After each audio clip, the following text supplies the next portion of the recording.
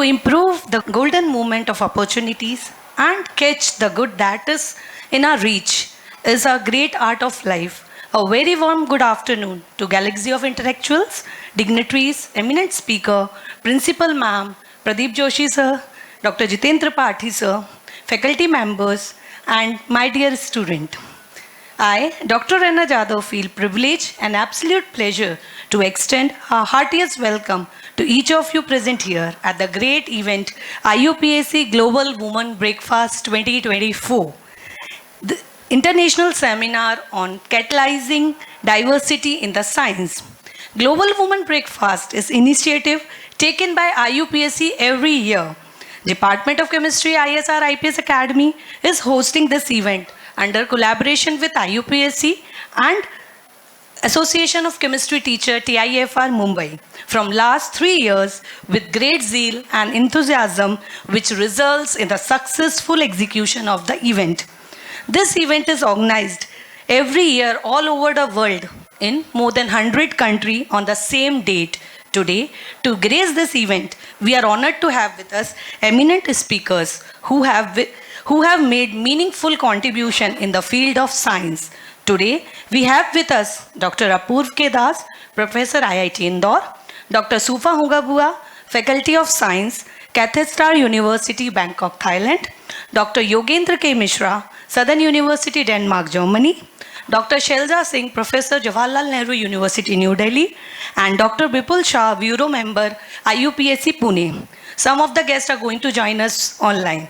So we are fortunate to have such a distinguished speakers among us today who are noted figure in the field of research and science. To start with the international seminar, we should take blessings of Ma Saraswati. This is a symbolic movement that signifies dispelling of darkness and ignite the thought and enlightenment. So I take honor to invite a Principal Ma'am, eminent speaker Dr. Apurv K. Das, Dr. Ruchi Srivastava Ma'am, Dr. Pradeep Joshi Sir, HOD Max, Dr. Jitendra Pathi Sir, HOD Physics, for enlightening the lamp in front of Goddess Saraswati.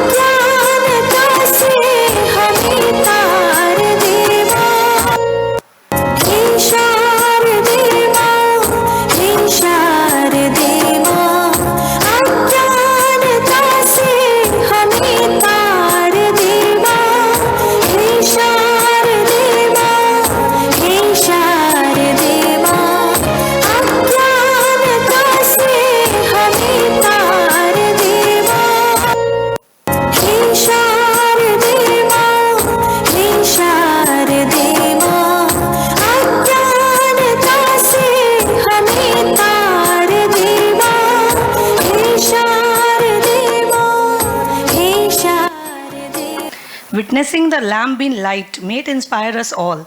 The flame upward movement define gravity stand as the symbol of quest of knowledge, upliftment, and the resolves to rise above all the challenges. We deeply appreciate their presence for marking the auspicious beginning of our event. Thank you all of you. Thank you so much.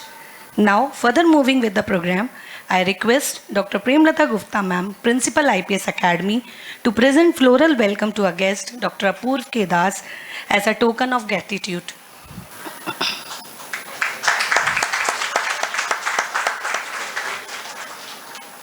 Now, as a convener of Global Women Breakfast 2024, I stand here before you to brief about GWB and International Seminar. IUPAC GWB, held in conjugation with the UN Day of Women and Girls in Science. The goal of the GWB series is to establish an active network of people of all gender equality in science. IUPAC GWB is an event that happened on a single day in February, which joined the global chemistry community. The theme of GWB 24 is Catalyzing Diversity in Science. The main objective of the event are building active network of people of all gender, overcoming barriers to gender equality, promoting professional and inclusive practices. So, Department of Chemistry ISR IPS is also celebrating this IUPAC GWE event. Consequently, from last 3 years, in collaboration with IUPAC and Association of Chemistry Teacher TIFR, Mumbai, in last 3 years, we have organized various international events virtually. Why? Which were graced by many distinguished speakers. The event was graced by Mrs. Archana Chitnis, ex-Cabinet Minister, Women and Child Development, Government of Madhya Pradesh, Dr. Sonia Alexander, Portuguese, Dr. Janak Palta, Padma Shri, Director, Jimmy McGraw Center of Sustainable Development, Indore, Padma Shri Dr. Leela Joshi, gynecologist, Dr. Michelle Brown, woman scientist, Ireland, and many more. And more than 180 participate from Nigeria, Texas, Oman, and different state of India participated during last 3 years.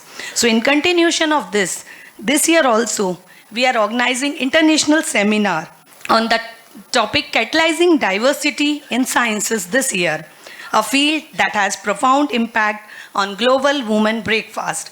This seminar is designed to engage us all in through-provoking discussions and stimulate fresh perspective on a fascinating topic. So I am thankful to an eminent speaker to accept our invitation and grace the event with their presence. So a dream does not become real through magic. It takes sweat, determination and hard work. Yes, it has been endeavored by Head of the Department of Chemistry, Dr. Ruchi Srivastava ma'am. It is my pleasure to welcome Ruchi Srivastava ma'am to propose welcome speech. A warm good afternoon to respected Principal Ma'am, respected HODs, Dr. Pradeep Joshi Sir, Dr. Jitin Tripathi Sir, Dr. Apurva Das Sir, faculty members from all departments of ISR, and dear students. I heartily welcome all the eminent professors, eminent speakers who joined us in this international seminar. Dr. Apurva Das Sir from IIT Indore, Dr. Shalja Singh ma'am, who has joined us online from JNU University, Delhi, Dr. Yogen K. Mishra sir from Germany, Dr. Supa Honanpua from Thailand, Dr. Bipul Shah sir, Bureau member of IUPAC. It will be an opportune moment to refresh our catalyzing diversity in sciences. Scientific progress relies on engaging people from variety of ethnicities, perspectives, background, and expertise in science. So it becomes necessary, important to elaborate such scientific trained workforce which can accomplish by catalyzing diversity in sciences. And so here we all are celebrating this event with a theme, Catalyzing Diversity in Sciences. The scientists from all across the globe celebrating this DWB event, and we, Department of Chemistry, ISR IPS Academy Indore, is also accompanying this global event from last 3 years, and this is our consecutive 4th year. So I wholeheartedly welcome you all. Department of Chemistry is running 2 PG and 1 UG program. And in the quest of the academic excellence, we are strived by having 5 gold medalists and around 40 merits from our department. Our students also boast by remarkable and record placements in reputed companies.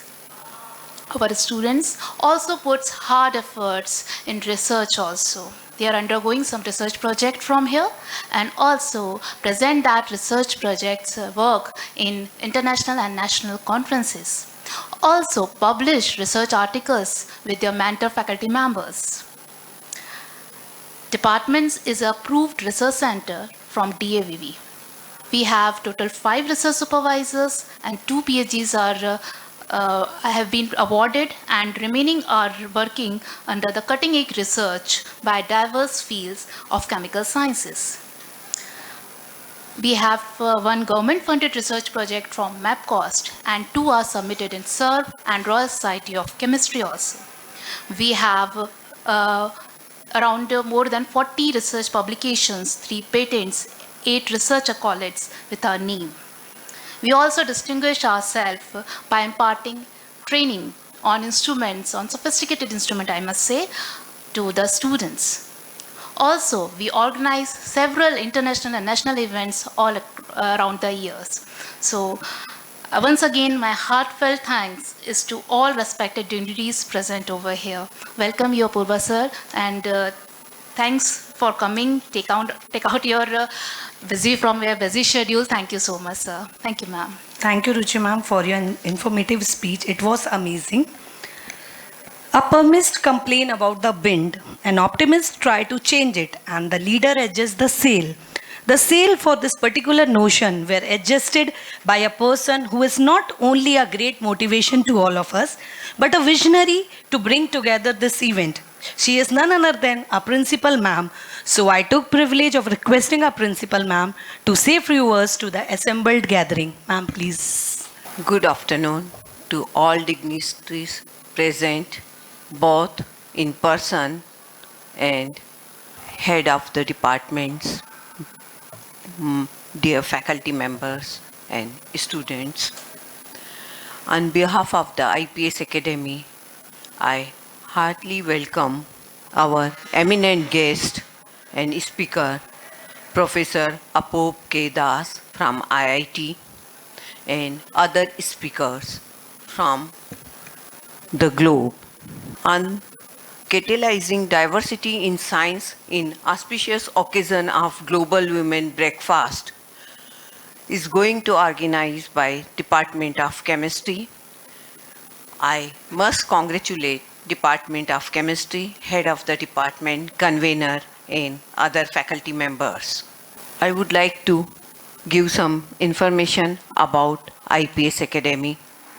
IPS Academy is premier institute of Central India, has become a celebrated brand name and has carved a unique identity for itself as a career and center of excellence under the visionary leadership of our President Architect Achal Chaudhary and Vice President Mr. Yogen Jain. Our academy has grown in leaps and bounds.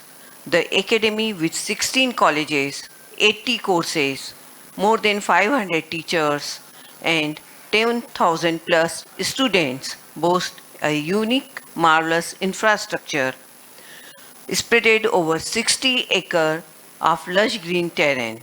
The various institutes housed in separate aesthetically designed buildings have state-of-art infrastructure with qualified, skilled, experienced faculties. The 30 years of IPS Academy journey is great with achievement and accolades. One of them is Linka Book of World Record, another Guinness Book of World Record. Our Institute of Management is accredited by NAC with A++ grade. Institute of Engineering is NBA accredited. Institute of Science and Research, IPS Academy, is the best institute in basic sciences among private institutes. More than 30 faculty members in ISR are PhD holders, have published more than 300 research papers in last 4 years.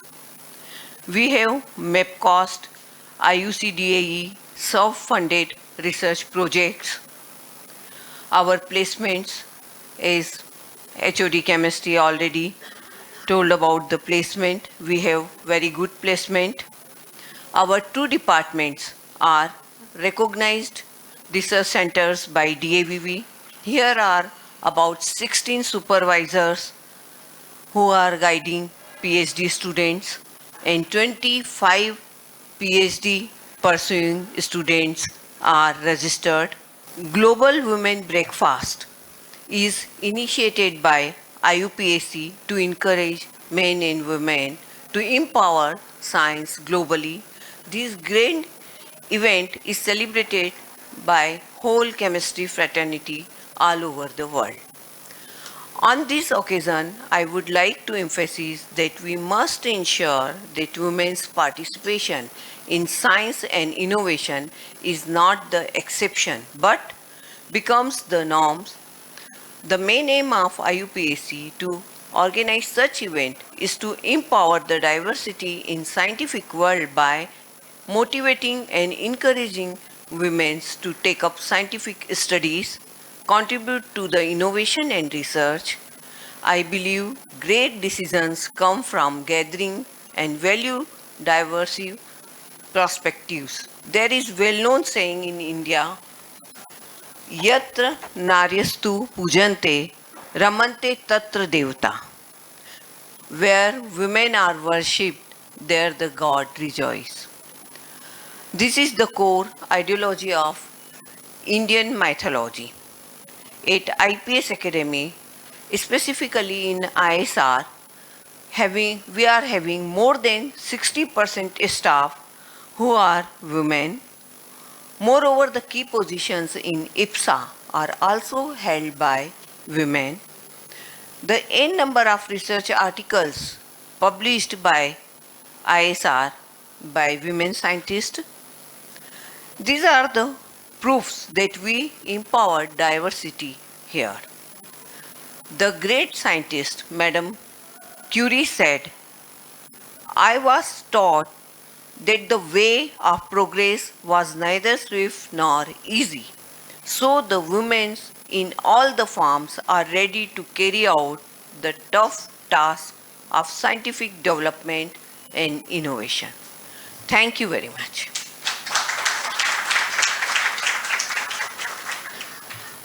Thank you very much, ma'am, for your words and for the observation that IPS is completely empowered by women.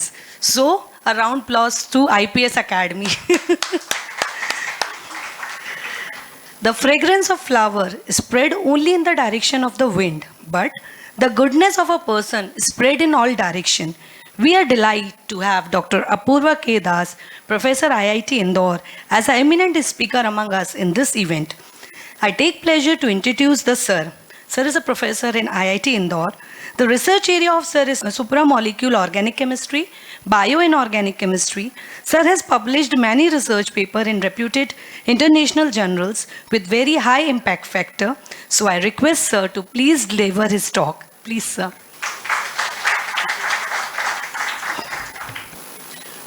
Thank you, ma'am, for a nice introduction.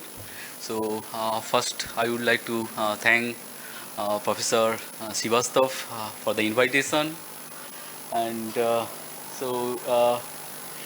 today, like the theme of the event is catalyzing diversity in science. Okay, so in this, I'm going to talk what we are working at IIT Indore. So today, I will be talking about engineering of self-assembled biomimetic hydrogels for biomedical applications. Yeah. So before going to that, I want to talk about my students. Okay. So 12 students have been graduated. Recently, one student has been graduated, Deepak Kori. So he passed out from DAVB. And currently, here you will see that PhD students who are working. So here you will see, okay, so the diversity is maintained, well maintained. And so here you will see that girl students are more now.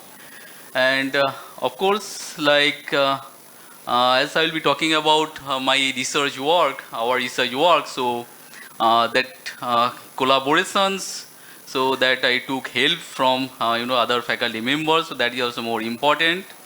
As well as funding is important, so that our research work was funded by different funding agencies, industry as well, Rasayan Inclusive, DST, IIT Indore, and UKRI, of course Kyoto University. So first I will talk about the overview what we are working, and then I will try to simplify. Okay, so how that what approach we use to make different biomaterials. So before going to that, so in two areas we are working. So one is nano hybrids we are making, and mostly we are working on peptides and nucleobase functionalized molecules. so that we synthesize in our lab. So one approach that we use, so that is like, the supramolecular chemistry. So I will tell you a little bit about that.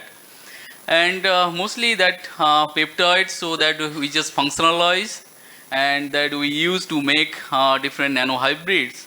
So using electrochemical ways, so we just functionalize that organic, inorganic nanohybrid molecules. And so that we use, to make for energy storage devices. So we have just prepared symmetric supercapacitor, as well as we have prepared like asymmetric supercapacitor. So we have fabricated the devices and that nanohybrids, that device, so that we use for energy storage purposes. So here you will see, okay, so that is used for illuminating LED bulb, as well as so that is used, to operate a small fan. And the nanohybrid, that also we use as an electrocatalyst, so that we use for water splitting, so that water from water, okay, we can get hydrogen and oxygen. So even like, that nanohybrid that we are using as an electrocatalyst, so what is that? So that is like, that catalyst. So whenever you just apply certain currents, or even you can apply the potential, so that will help you like to synthesize different organic molecules. So here you will see, so that peptides, as well as with palladium, the nanohybrid that we use as electrifying catalyst, so that we use for Suzuki Miura cross coupling reaction. So here you will see, so that is green approach, sustainable in nature and simple. Okay, just we applied only 4 milliampere, and then we have seen that, okay, that CC coupled, cross coupled product, so that can be synthesized.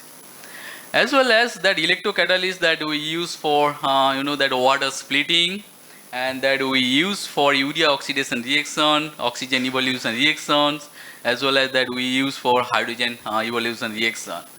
So these are that key outcomes of our work on the nanohybrids, so that we engineer organic, inorganic nanohybrids, so that we use to fabricate that energy storage devices, that electrocatalyst that we use for hydrogen evolution reaction from water, and that two-dimensional electrocatalyst also that we have prepared, that we use for hydrogen evolution reaction, that we use for urea oxidation reaction, oxygen evolution reactions, so that also we use like overall water splitting.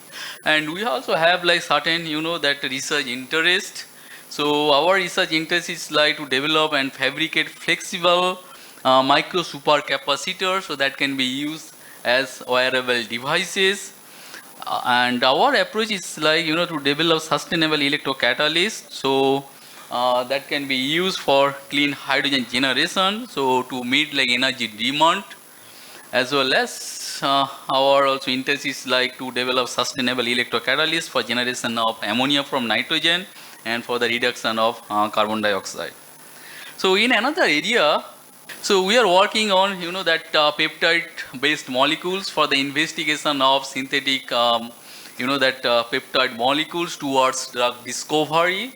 So we just that I told you, we synthesize on peptides. Okay, we functionalize with different certain functional groups, and so we also prepare that molecules whenever they enter large volume of water that form hydrogel. So we have shown that that shows antibacterial activity. They are very good biocompatible in nature, as that antibacterial molecule that we use for the treatment of wound healing purposes. So in here you will see, so we just created wound on the mice, and then we have just injected hydrogel, and so that hydrogel that was used to heal the wounds in a faster way. So that is like the control experiment. And here you will see, okay, so this is like okay, so in here you will see, so this is like benzoselenar-diazole that is attached with peptides. And so benzoselenar-diazolamide is used as an anti-cancer molecule. So once we attach with peptides, okay, so that shows inherent anti-cancer and anti-inflammatory activity. Further, we have shown like anti-inflammatory, activity of that molecule. So here we just created, that kind of air pouch on the back of mouse, and then we injected carrageenan, and then from like tissue histological data, so you will see so that tissues are inflamed, and once we injected hydrogel, so it shows very good anti-inflammatory activity. So further, that gels, hydrogels that we use for the entrainment of drug molecules, so in a sustained way, so we can release the drug molecules.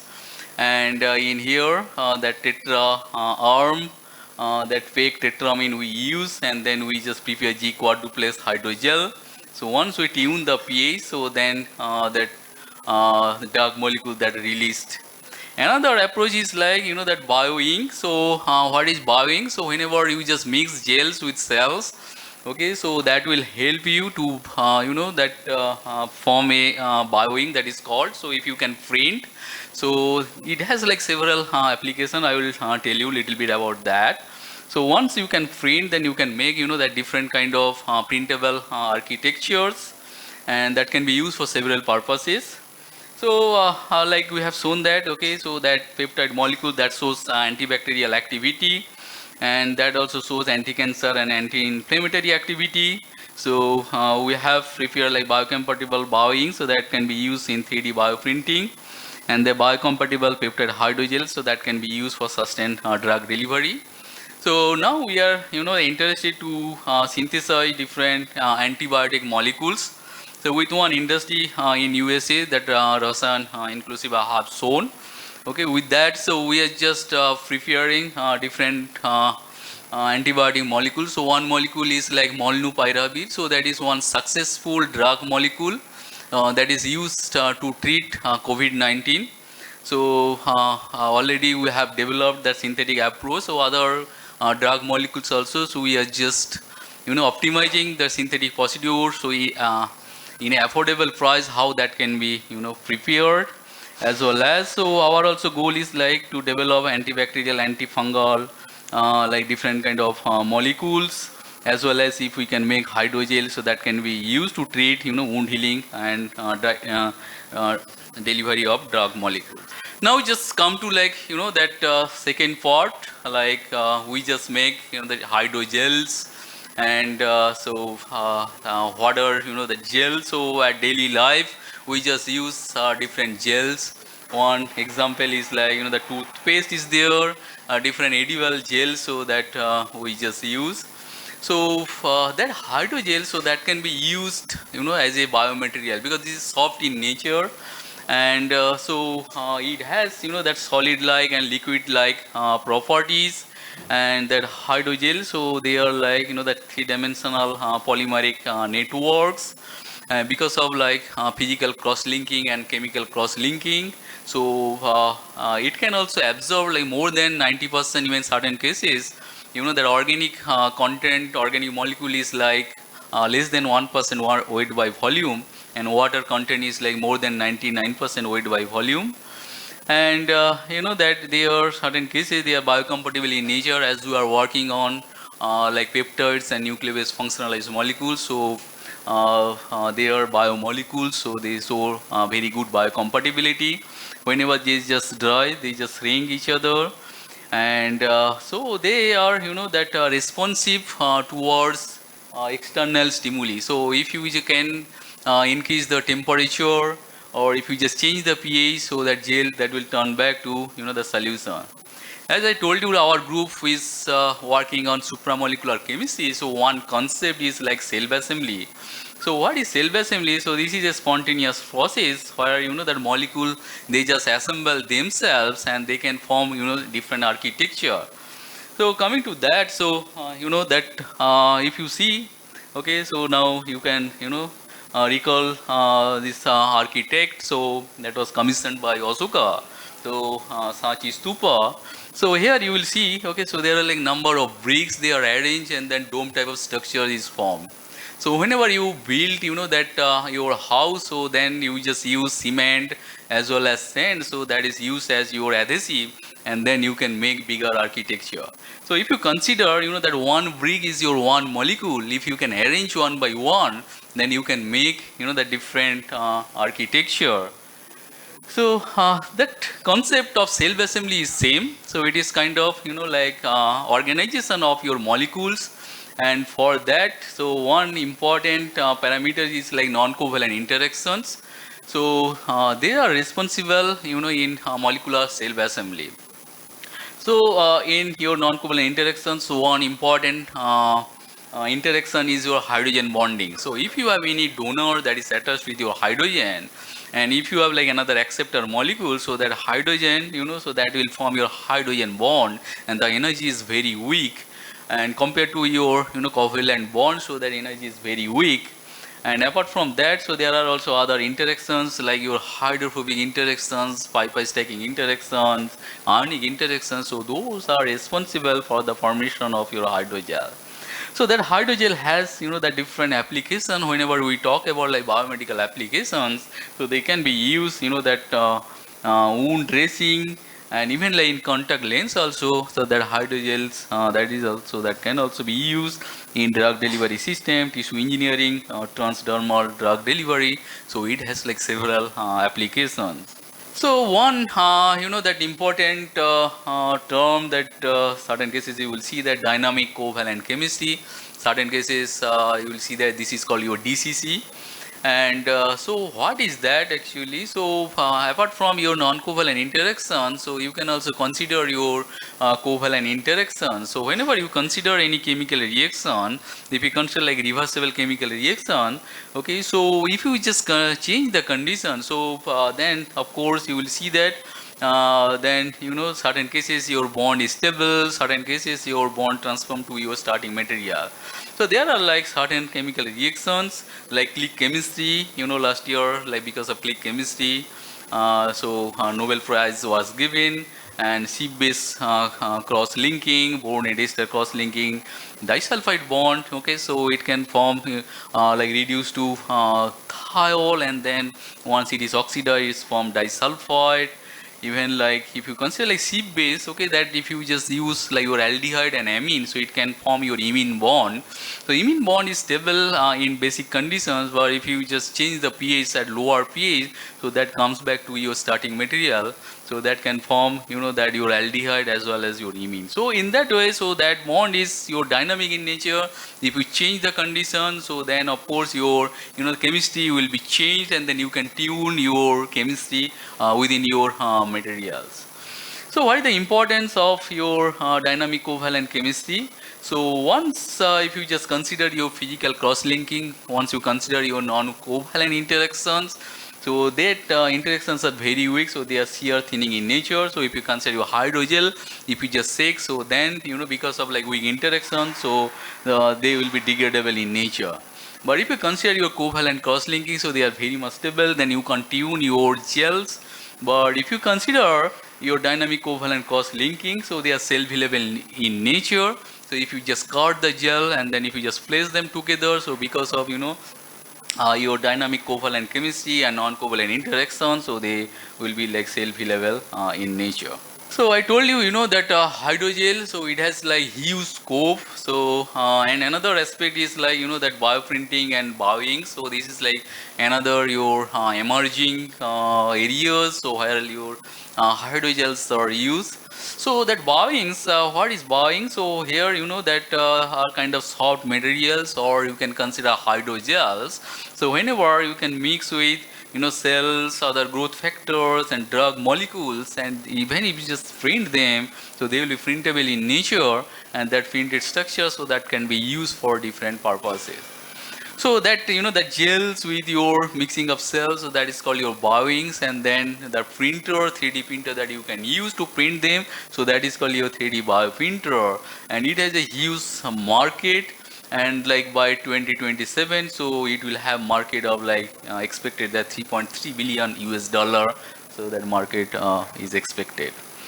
So like one application is like, that whenever you just plan to your transport of your organs, so for that you need your certain medium. So there also that bowing can be used, and in skin grafting, organ or tissue regeneration that can be used, and for creating artificial vascular channel also, so that hydrogels can be used. And that another aspect is like for drug testing also. So in future maybe you don't need any kind of animal model, but there also that you can develop your hydrogel that bowing, and that can be used for your animal trials. Okay, so now just coming to that kind of that peptide derived biomolecular cell assembly. So come to like fundamental this kind of structures of amino acids. So here you will see this is your amino acid, one amine group is there, another acid group is there, and there you will see so there are like others side chains, and that amino acid, so that can be classified into several ways. So like you can consider there are like your non-polar aliphatic amino acid. Considering the side chain, you can consider that either they are polar, if there are like your aromatic amino acid, okay, aromatic side chains are there, then you can say that so they are your aromatic amino acids. They can be considered as your polar aliphatic amino acids. If side chain, imidazyl moiety is there, amine moiety, so then you can consider that they are basic amino acids. And of course like acidic function side chain is there, so they are considered as your acidic amino acid. So amino acids are your nature's building blocks. So in nature there are 20 naturally occurring amino acids. So if you want to make peptides, then you can make 20 to the power n combinations of peptides. If you want to synthesize pentapeptides, so you can make that 3.2 million of pentapeptides you can synthesize. And peptides are easy to synthesize. So Merrifield won Nobel Prize in 1984 because of his like solid state peptide synthesis. And their Dijon's rules are emerging, and that shows expression language in biology. So whenever you have like one amino acid, another amino acid, so if you consider like dehydration, so that will form your CONH bond. So that is considered as your that amide functional group. So because of your amide functional group, so that is your hydrogen bonded, and because of that that can form your beta sheet type of structure, alpha helical structure. And that can form that different kind of structure, even like enzymes, so they are also your peptide or protein molecules. So what do we do actually? We just make that functional materials, so that we use for different biomedical applications.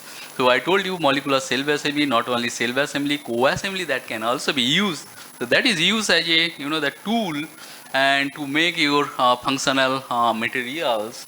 So one aspect is like so if you have like peptide, if you change like certain like conditions, or you can say like stimuli, okay, so then the structure will be changed, their properties will be changed, and in that case you can use sonication, temperature, even you can change the pH, salt concentration also you can change, metallant, even like you can introduce like chemical reaction also to tune your their materials.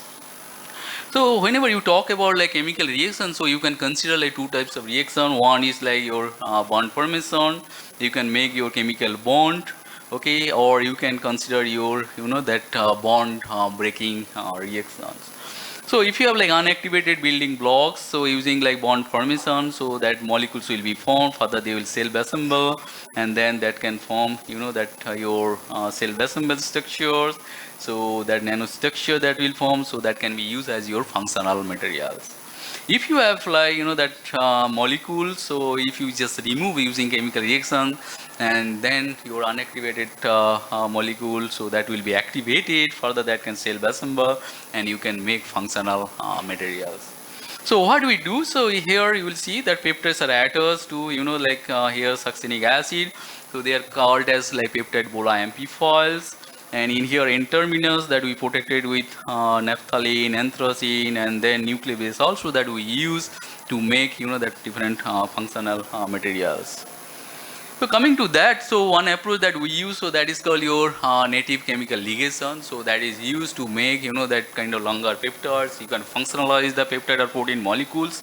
So the strategy is like, if you take, that one peptide or protein molecule, if you have like thou ester, and then if you use like homocysteine or cysteine, so then thiol is going to attack, and then further, so that amine is going to attack. So then 5-member ring intermediate will form. So further, your amide bond will be formed. So there will be like your sulfur to nitrogen acyl shift, and then in that way also, so you can synthesize peptide or protein molecules. So in this strategy that human interleukin 8, so that was synthesized. So there are like certain limitations of thou ester. So if you would like to synthesize, that peptide alkyl thou ester, it's very difficult to synthesize. And the rate of ligation, so that is directly dependent to your C-terminal amino acid. If you have like, that certain side chains, so those are bulky in nature. Okay, so then rate of ligation will be slower in that case. Another thing is like in this case, in your native chemical ligation, you need to use exogenous thiol additives such as like thiophenol or 4-markaptophenyl acetic acid that you need to use. So what we thought that, okay, so maybe we can use maybe small molecules, and we can try without using any, that thiol additives. So whether can we make your peptide bond? So then for that, what we did, so we just use, that dipeptide, and so that AB like alanine, valine, or like amino acids, and N-terminus we have protected with naphthalene, and we just made paranitrophenyl ester. So further we have used cysteine, so thiol is going to attack first, and then further NH2 is going to attack, and then amide bond is formed. So whenever we just performed under inner atmosphere, we have seen that it's from quite viscous type of, that material, but when we exposed in air, that we have seen that, so it's from gel material. So the chemistry here is like here, that after formation of your amide, then disulfide bond is formed, and that hydrogen bonding, pi-pi stacking interaction, disulfide bond formation, that is responsible for the formation of your nanostructure. So here you will see, okay, so like, that when we performed the experiment in inner atmosphere, so you will see like certain yield, but whenever we expose in air, the disulfide bond is formed, and in, that couple of cases, it's from gel, it's from very nice fibular structure. So here you will see that HPLC chromatogram of like, that ester and the ligated powder, the disulfide bond is formed. So here you will see from HPLC, okay, so that red color, so that, that once the ligated peptide is formed, so like this very fast, once it is formed, then when we expose in air, the disulfide bond is formed. Then we have characterized by circular dichroism. So that is used, to find out the secondary structure of protein, even like DNA molecules. So in circular dichroism, so mostly like, the circularly polarized light is passed. One is like right-handed polarized light, another is like left-handed polarized light. Once it passes through the sample, and then the difference of absorbance, so that gives you signal, and from there also you can say that, okay, whether there is your pi-pi star transition or n-pi star transition. So here you will see that, okay, so this is disulfide bond formation. Once we use, that TCEP, T-carboxyethyl phosphine, that disulfide that is reduced to your thiol, and then, the conformation is changed in the red color, if you see. And this is, that kind of real-time rheological experiment. So one is like, that black box, another is like your empty like squares. So once is like, the storage modulus. So this is, if like your elastic modulus of your material is higher than your viscous modulus, it means like it can form your gel. So in here, so initially, okay, so there is like certain crossover points at 10 minutes, I think 20 minutes, then you will see, so there is, the G prime that exceeds to G double prime, it means like your elastic modulus exceeds to your viscous modulus, it means your gel is formed. Further, once we use T-carboxyethyl phosphine, so that disulfide that breaks to thiol, and then again, certain minutes you will see, so they just merge together, it means like gel is turned to your solution. This is like, that another approach. So we thought that, okay, oxoester works fine. So whether can we, that make selenoester mediated native chemical ligation. So here, what we did, we just synthesized, that selenoester here, and then we have used cysteine or cysteine glycine. Okay, so then thiol is going to attack, then NH2 is going to attack, the ligated peptide is formed. So when you expose in here, in one case, you will see that, so that's cell assemble and it's formed gel. Other cases, alpha selenium bond is formed. In other cases, you will see that disulfide bond is formed. So here you will see, okay, these are all your, that conversion in inner atmosphere, and this is like when we performed in here. So the conversion, 3 cases it's formed gel. And in here we have not used any additives, and then when we perform the reactions like with high ester, so then in couple of cases conversion is good, but other cases conversion was not good. So like selenoester, that works fine without using any additives. Okay, the ligated product was formed nicely. So like at different time, that how it looks, how it's from gel, and then that HPLC chromatogram, so and with mass data, so that tells you like how the products are formed. And in here initially, the ligated peptide was formed, and then disulfide is formed. Once we use this carboxyethyl phosphine, so that breaks and then it just comes back, that starting material. And the 3 gels with a circular dichosm, so it tells you, that they are in like different conformation. And these are like transmission electron microscope, the black colors. So you'll see like they form very nice fibular structure. If you consider like one small molecule, so okay, the dimension is like we are nano scale, but in here you will see, okay, so there are several, that microns in length and maybe 20 nanometer in like wide. It means like molecules are arranged, and that forms your higher order structure or cell assembled structure. And these are your AFM images, so you will see, okay, very nice, that fibular structure they form.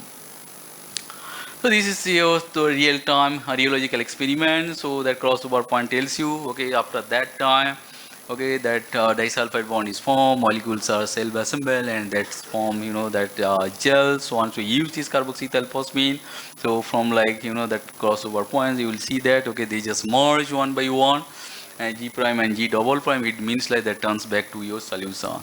So in here, your ligated peptide, how they form nice structures. And then once we use TCEP, so then again you will see it turns to like small fiber. It means like, that molecules are breaking, and then that is coming back to your like small fibular structure. So not only like native chemical ligation, so other approach, other ways we use so to engineer, to molecules, so that we use to make hydrogel. So one that we use like lipase. Okay, so lipase is known to hydrolyze your ester bond, and that can hydrolyze your ester bond, that will give you your acid and your alcohol. But in here we have used lipase to make the ester bonds in aqueous condition. So it's quite, that challenging. So in here what we did, we just synthesized naphthalene protected dipeptides, and we use para-hydroxybenzyl alcohol. So that is that we use as a fuel, and then we have used candida rugosa lipase at pH 7.4. So that's form your ester bond. So out of 3 substrate, 1 substrate that's formed, that ester bond, so that's cell assembled, and it's form your green, blue fluorescence, and it's form fibular structure. So once then they are activated, once we hydrolyze that ester bond, then again it turns back to your acid and alcohol. So in that way also you can control the molecular cell assembly and that disassembly. So here you will see, so under UV light, okay, so 365 nanometer UV light, that gives you blue color. It's from very nice fibular structure.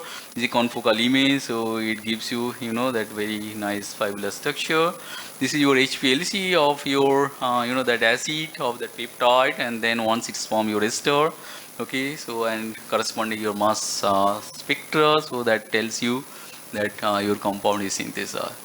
So in here you will see, so how that product is formed. So in here, that more than 75% ester was formed in this case. So this is like your starting material of your fluorescence. So once it's formed gel, so it is like, that shifted to your 500, so that nanometer, so that helps to, that gives like blue light emission. The lipase that also we used, to make dissipative self-assembly system. So that gel we have used for the proliferation of stem cells. So here we just use, the peptide bola people. So here you will see the red color, both set two acids groups are there. So once you use, that para-hydroxybenzyl alcohol, and then so you with like your enzyme lipase, so there is a possibility of formation of your monoester, or there is a possibility of formation of your diester. So once like diester is formed, so they just form nice fibrillary structure that form gel. When we hydrolyze, so then again it turns back to your unactivated building block to your acid in this case. So here you will see, okay, so that black is like starting material that just goes down. So red color is like initially monoester is formed, and then after certain days the diester is formed. The reaction is very slow. Sometimes it takes like more than 20 days.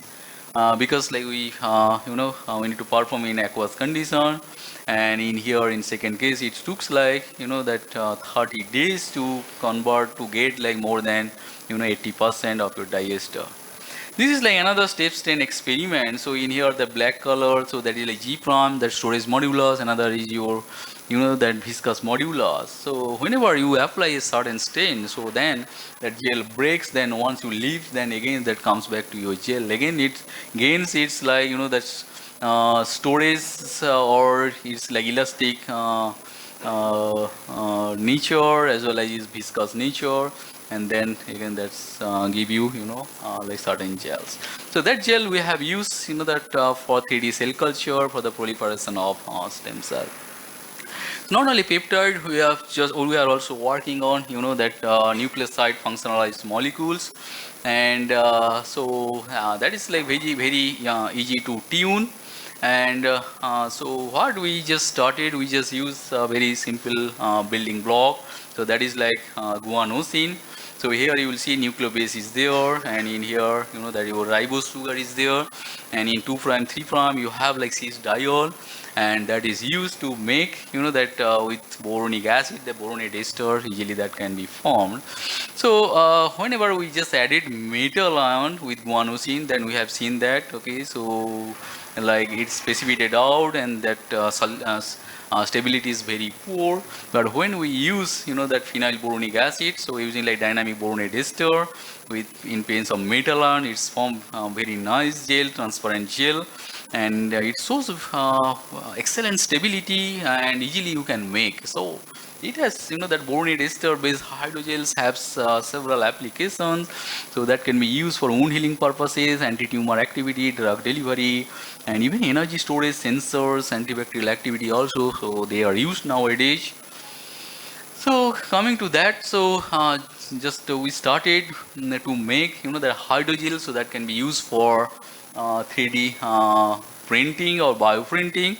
So what we use guanosine, and we use the different kind of phenyl boronic acid, and in presence of aqueous KOH, okay, so it's formed very nice hydrogel for 3 substrate, 3 boronic acid, 3 different gels are formed. So that is like very selective towards metal ion. So if you use like different metal ions, it does not form gel, but in presence of potassium ion, it forms nice gel. So the potassium ion fits within 4 molecules of that guanosine moiety. So it's called your tetrad structure. Once they just again stack using 5' stacking interaction, so that is called your G quadruplex structure. So that the schematic model of your G quadruplex structure, so that form very nice nanofibrillary structures. So once we incorporated cells within the gels, then we print it, and so here you will see these are like your printed structure, and we just mixed with human dermal fibroblast cells, and so we have checked the cell viability. Okay, this is very fantastic. That is not toxic, and this is like that 3D JATSTEC image, and in here you will see, okay, cells are spreaded over the gel, and so that gels can be used as a bioink for further application. This is like that another example, that similar chemistry that we have used. So here what we use, so we have used like you know that guanosine moiety, orthoformyl phenylboronic acid, and certain case. In this case, so you will see that we have used, you know, 3-4 minutes. Yeah. So here we have used, you know, that PEG tetramine, and the chemistry you will see that, okay, that's from your imine bond and boronate ester. So because of the dative bond, so that's from your G quadruplet structure, that hydrogel that we have used for the entrapment of drug molecules, and then we have released slowly out of that. Okay, so here you will see that, okay, so these are biocompatible in nature. So whenever we just change the pH, okay, at pH 4.8, so that, you know, that drug molecule, they just goes out, but pH 7.4, okay, that release is very less. Yeah, so this is, you know, the research summary. So we engineer different biomolecules to make hydrogel. So we have used native chemical ligation to develop oxoester and selenoester mediated native chemical ligation. We have used lipase catalyzed esterification reaction, so that we use, you know, that with peptide as well as peptide bola amphifoils to prepare hydrogel, and imocap dipeptide that we have used to develop antibacterial and anti-inflammatory activities, and dynamic boronate ester that we have used to develop G4 quadruplet hydrogel, and immunoboronate ester that we have used G4 quadruplet hydrogels. So that hydrogels we have used for different purposes. Okay, so that we have used, you know, that antibacterial activity, that also shows anti-inflammatory activity, that we have used for the entrapment of drug molecules. So the release of the drug molecules, so that is used for wound healing purposes, so that can be used for 3D bioprinting and 3D tissue engineering purposes. Yeah, so thank you very much. For more information, you can visit my site. So if you have any queries, so you can drop me an email. Okay, so I will be happy, you know, like to discuss you further. Thank you very much. Thank you so much, sir. You have enlightened mind with your vast sea of knowledge and wisdom. We are truly grateful for sharing your valuable insight.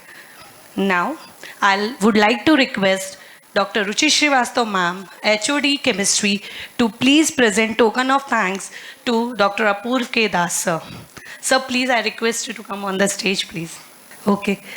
I request Pradeep Joshi, sir, to please do the honors. Sir, please, sir.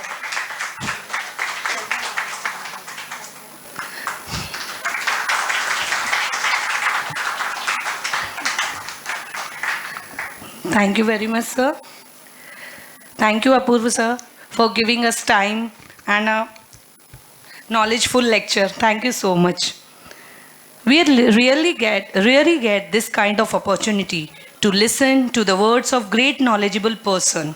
So, I request Dr. Shraddha West ma'am to introduce our next speaker, Dr. Shelja Singh, Professor, Jawaharlal Nehru University, Delhi. Ma'am has joined us with online mode. Please. Yes, ma'am. Thank you so much, ma'am. Over to you. Thanks a lot. Yes. So, first of all, it's really an honor to be part of this event, and thanks to Dr. Raina and all the organizing team. Thanks to the Vice Chancellor of your university for permitting you to organize this event, and thanks to everybody organizing committee. And also, like a previous speaker, what he talked about was very, very much interesting, and I think we have learned from that. So, just shifting the gear from biogels and those kind of biophysical guided biology. Now I'm coming to the core biology and disease. So basically, my work here, which I'm going to share today, is pertaining to malaria and how the advanced technique like CRISPR-Cas genome editing and any genome editing per se, drug discovery platform, how we can really make this feasible to eliminate malaria from our country. Of course, we want to eliminate malaria from the world, from the globe, but specifically being an Indian citizen, I think our efforts are also because we, as a India, as a being the tropical, we have also tropical parts which are suffering from this deadly disease malaria. So we are committed to have this elimination program success, and that's what my research is also guided towards that. So being in JNU, basically I had a group which is a host pathogen interaction and disease modeling group. So where I try to understand the signaling and cell biology aspect, where I'm just simply trying to understand how the parasite, which is a malaria in this case, how it interacts to the host, and if at all there is an interaction, and that's what it is making the infection to happen, because the parasite had to have some interaction to host cell like red blood cell, liver cells, and other cells to enter to those cells, because being a parasite it has to go into to live and to survive and to proliferate. So that interaction is very much needed to know in a very detailed way, very molecular level detailed understanding is needed, that then only we can come up with a new strategy to deal with that kind of a disease. So as I said, my group is focusing towards the biology, how it invades to red blood cell, how it exit from the red blood cell, what are the factors, protein governing this interaction, and if at all we know that interaction is happening, how to break that interaction. The breaking can be through the vaccine, through the novel drug, anything. And then the second part of the work which we do under this umbrella, that we also want to diagnose the disease properly, because as we know the malaria is being caused by five types of parasite strain. So we need to know which kind of a malaria is this. Is it a falciparum, vivax? Because for every type of malaria there is a different type of the drug regimens are there. So we cannot treat the same drug cannot be used for treatment of vivax. The same drug cannot be used for the treatment of falciparum. So we need to diagnose it proper. And then as a modern thing, we need to have the nanomedicine, drug delivery platform, vaccine delivery platform. We also need to have the screening platform, assay screening platform, those things. At the same time, we also want to know what we are doing in the lab, what we are doing in the overall in this lab setting. Is it totally replicable, translatable in the field setting? Because ultimately what solution we are generating in the lab has to go to the field. So need to know whether if I have discovered a drug, that drug is killing the parasite which is there in the human body in the tropical areas. So that ex vivo anti-malaria testing, then also the lab adaptation of the parasite bringing from the patient. So like a bed to bench to bed approach also we are taking. And then finally, being a molecular medicine scientist, we also need to, we know that the molecular biology and molecular medicine play an important role. And for that, we need to develop some molecular biology or molecular medicine for this malaria parasite. So just to show this host parasite interaction, and you will appreciate just this slide thinking, the parasite when it enters to human body, it interacts to liver cell. That much is only you have to think in this slide. So it interacts to liver cell. And once the interaction is done, it is going inside the liver cell. The parasite comes to the blood, our blood stream. There it interacts to the blood cell. Again, there is an interaction. And once it's again, blood is being taken by the mosquito during its blood feeding act, because the female mosquito, they take blood for their egg laying capacity. That time the parasite is going to the mosquito, and in that mosquito also it's interacting to their midgut cells, and then in the midgut cells again it's going to the salivary gland cell of the mosquito, and there also it is interacting. So basically the message from this slide is that there is a interaction of the parasite with the host cell, and those host cell can be liver cell, blood cell, and the mosquito mid cell or mosquito salivary gland cell. Now the question is, when the parasite is in the liver, it is already entered to the liver cell, we don't get to know, because the liver parasite is some kind of, it doesn't exhibit any disease symptom.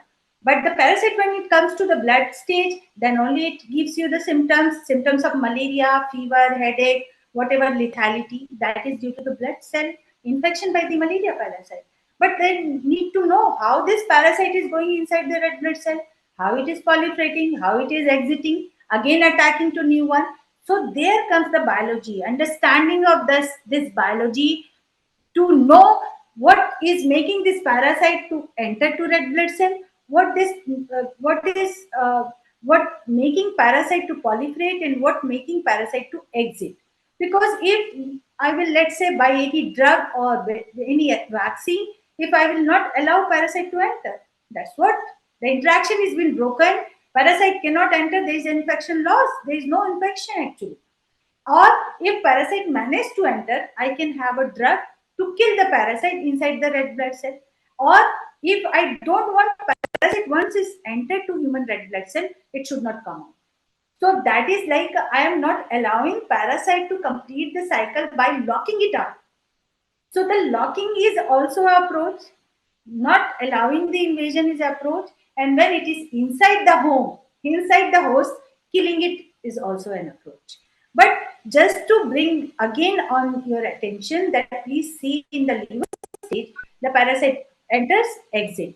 In the blood cell also parasite enters, exit. Even in the blood, when the blood meal is being taken, in the mosquito stage, parasite enters, parasite exit.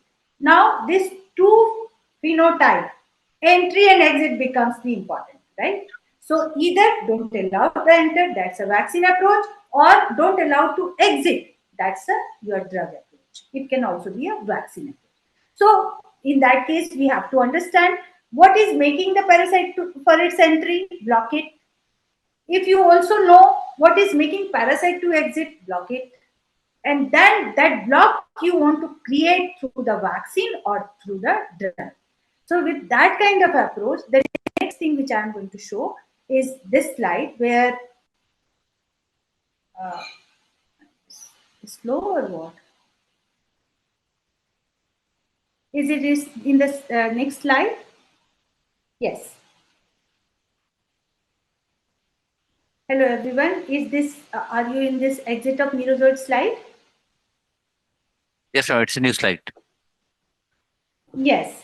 So in this slide, what I would like to show that see in the first panel where the parasite is inside and then parasite is surrounded by two membrane. Parasite has to break open first membrane to come to the normal host and then again it breaks open the second membrane, that is a host cell membrane, to be liberated, and then once the parasite is outside again it attacks to the liver. So my research was focusing how this parasite is making this dismantling of the host cell membrane. So for that, I could identify many proteases, many perforin-like proteins and all. But then again, I asked this different kind of a question where we wanted to know if at all this machinery is already been there, how the parasite, now the time has come, I have to break open this membrane. So with these 2-3 types of question, we started our research. So we identified many new proteases, then we identified not natural compounds which were blocking these proteases, finally blocking the exit of merozoite from the human red blood cell, and that was we proposed as an anti-malarial. Then we thought, okay, if we know that we can block the exit, we also wanted to know what is the signal, how the parasite knows that now I am mature only, because if there will be an immature exit, parasite cannot make to the new cycle. That means that the maturity is the signal, and that maturity signal is for which signal or which protein is giving that, okay, now the parasite is mature enough to be out. In that case, like this maturity signal or the calcium signal or identify cyclic AMC signal, for this is exit for every kind of a slide, every kind of a parasite. For example, here again I want to say there is a male and female gametocyte. If they are mature and then only they will exit. So they can make what? They can make a zygote and then finally they can make a transmission. That means exit of the male and female gametocyte is very much necessary for the next cycle to be to go to the insect stage or the mosquito stage. The same thing in the blood stage also, the exit is important. So keeping that in mind, again, what I could do from this, like as I said, identified some of the proteases, identified some of the perforin-like proteins, and also identified some of the inhibitors which can block these executors. What I am saying, the executors are the signal, executors are the proteases, executors are the kinases, executors are perforin-like protein, and everything. they become a drug target, and by targeting them, we are locking the parasite, and by locking them, we are blocking the infection to happen. With that, keeping that in mind, I am today going to talk only on the one protein, that is perforin-like protein. As already you know that in this field, I have already published 150 publications in a good journal, all focused towards the new machinery, new drug, how to identify the novel method as well as the novel drug to block that phenotype. So in that case, this perforin-like protein, we found it is a family protein present in all stages: liver stage, blood stage, gametocyte stage, even in the male gametocyte, female gametocyte, and exit of that is mediated by this perforin-like protein. So now, what is the next? Next is just design a small molecule which can block this protein and which can block the parasite, and finally which can inhibit the infection. With keeping that in mind, again, first and foremost thing, we started having the signal, because this perforin, yes, we know that this is the executor, but somebody must be telling this perforin to be discharged, because it cannot be on the membrane all time, because as soon as the name suggests, perforin is what? Pore forming protein. Pore forming protein is doing what? It is dismantling the host cell membrane. What is it is finally leading to? It is leading to weakening of the membrane, and that's what the parasite can come out. Now, if I know that that signal which is there in the parasite, only after maturation only this perforin has to be on the membrane for dismantling of the membrane and parasite to exit. What if I will give the signal to the parasite, even the parasite is immature, and I will push them to exit? That immature parasite cannot make a new cycle. So knowing the signal was also important, and blocking the signal was also important, and blocking the signal was antagonistically pushing the parasite for premature egress. Either you can block the exit, or you can instigate or trigger the exit in an immature form of the parasite. So in this publication where we tried that, we put lot of signal in the form of chemical inhibitors, and that signal was making the parasite, even if they are not mature, to come out from the membrane, and that could not lead to a next cycle. So this is also is a good thing to mention too.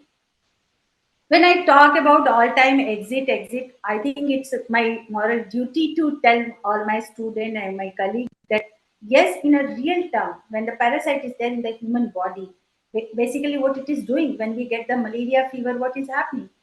At that time, parasite is coming out from our human red blood cell. That's what we get the chills, we get the fever, because our red blood cells are just blasting, because the parasite is dismantling and coming out.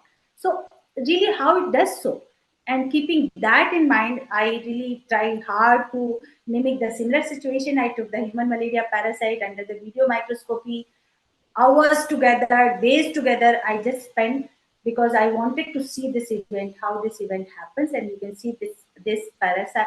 There is a red blood cell infected with the human parasite, falciparum, and you can see this is green. You just focus on this green cell, and then you will see that there is a rupture of this green cell, which is a human red blood cell, and then there is an exit of the parasite. And this what happens in the human body. So here it is. Yeah, so there is a burst and the parasite is out, and the new parasite will attack to the new cell. Now, to again have more elaborated way, I wanted to see, okay, one point it is coming out and another point it is entering. So in that case, please see this movie and enjoy it in a better way.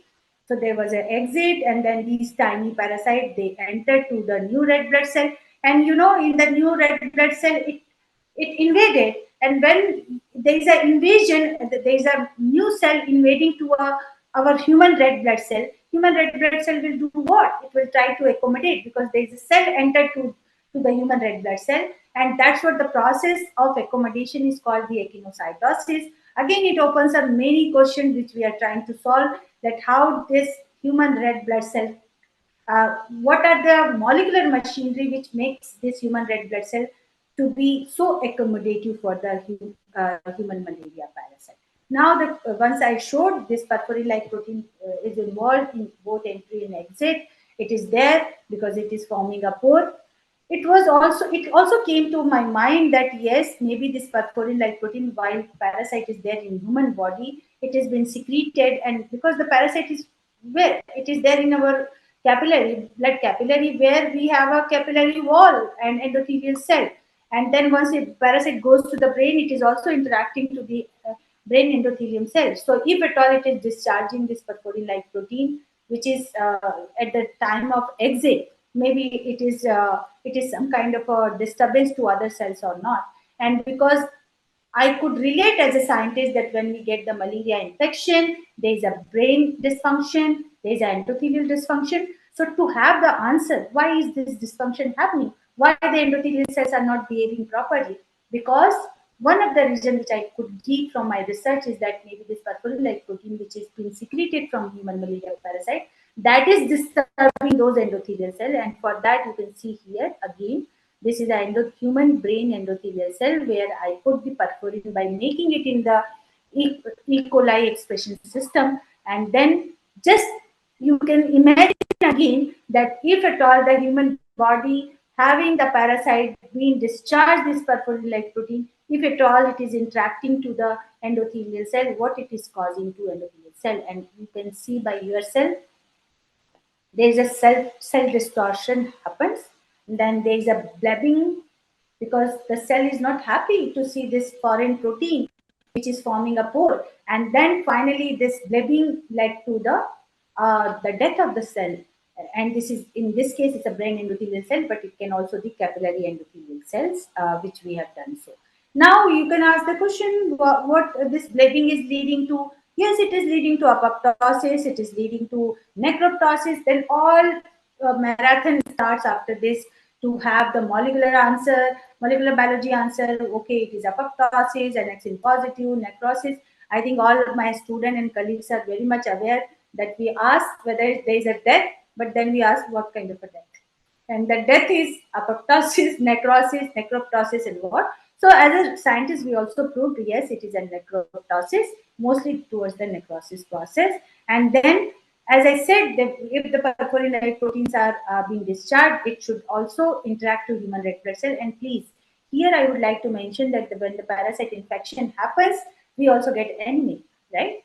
So anemia is the big trouble when we get the parasite infection. So the question was this perforin-like protein, which we know that malaria parasite is making, and it is also causing a dysfunction to brain endothelial cell or the capillary endothelial cell. At the same time, is it also causing the hemolysis leading to anemia? So to prove that, what are we going to do? We are going to take the human red blood cell. It is my own red blood cell, one drop, and then I put the perforin-like protein in vitro, and then again observed under the microscope, where you can see what happens to human red blood cell when it encounters the perforin-like protein being discharged by human malaria parasite at the time of exit. You can see because I put the calcium sensitive dye to human red blood cell, they are getting green, meaning there is a more calcium influx. That in calcium influx is making the human red blood cell more like a spheroid type of cells. They are swollen, and then finally they are going to be blasted. So that is only going to lead to the hemolysis. And finally, if they are hemolyzing, that means that hemolysis is further taking up in the shape of anemia to the human who are infected with the virus. So now whatever problem I showed, I need to give you the solution, and the solution is a small molecule which should block what? Which should block the perforin-like protein, which I am saying all the villain is this perforin-like protein being discharged from malaria parasite. I shall have some small molecule which should block this perforin-like protein. Now the question is what it should block. Either it should block making pore, right? This protein, either it should block the oligomerization of this protein, so there will be no pre-pore, or it should just seal the pore. Okay, there is a pore formation. Maybe this molecule can seal the pore. So there were many options, computer-guided options, which were, but we thought we should not allow pore to be formed. right? So for that, we thought, okay, take this kind of a inhibitor, which should not allow this multimeric form formation, which is a prerequisite for the pore formation. And with that, we've identified two chemical scaffold, which was showing a good binding in the interface of the two molecule. And we thought that maybe this interaction to the interface of monomer will not allow to form the polymer or the oligomer, and that oligomer, if at all it will not be formed, then there will be no pore formation. So let me prove it. Let me Yes, yes. With that, we thought of designing this inhibitor, and with that inhibitor, you can see this atomic force microscopy. Just the previous speaker also used this kind of a technique. So you can see the human red blood cell. There is a pore because of the perforin. When we add the inhibitor, there is no pore formation. And if at all there is no pore formation, of course, what I am trying to prove, there will be no growth of malaria parasite, because parasite cannot come out, so it cannot infect. So these inhibitors were also doing, there was a block in exit for not only for merozoite, there was also block in exit for the gametocyte and for the sporozoite, and they were also protecting the human red blood cell by not getting lysed, and this drug was also protecting some way the human red blood cell not to undergo for eruptosis. And finally, with this, what I could show, there was a no exit of a gametocyte, so transmission was blocked. There was no exit from sporozoite, so the blood infection was blocked. So in this, what I am going to give you the final solution.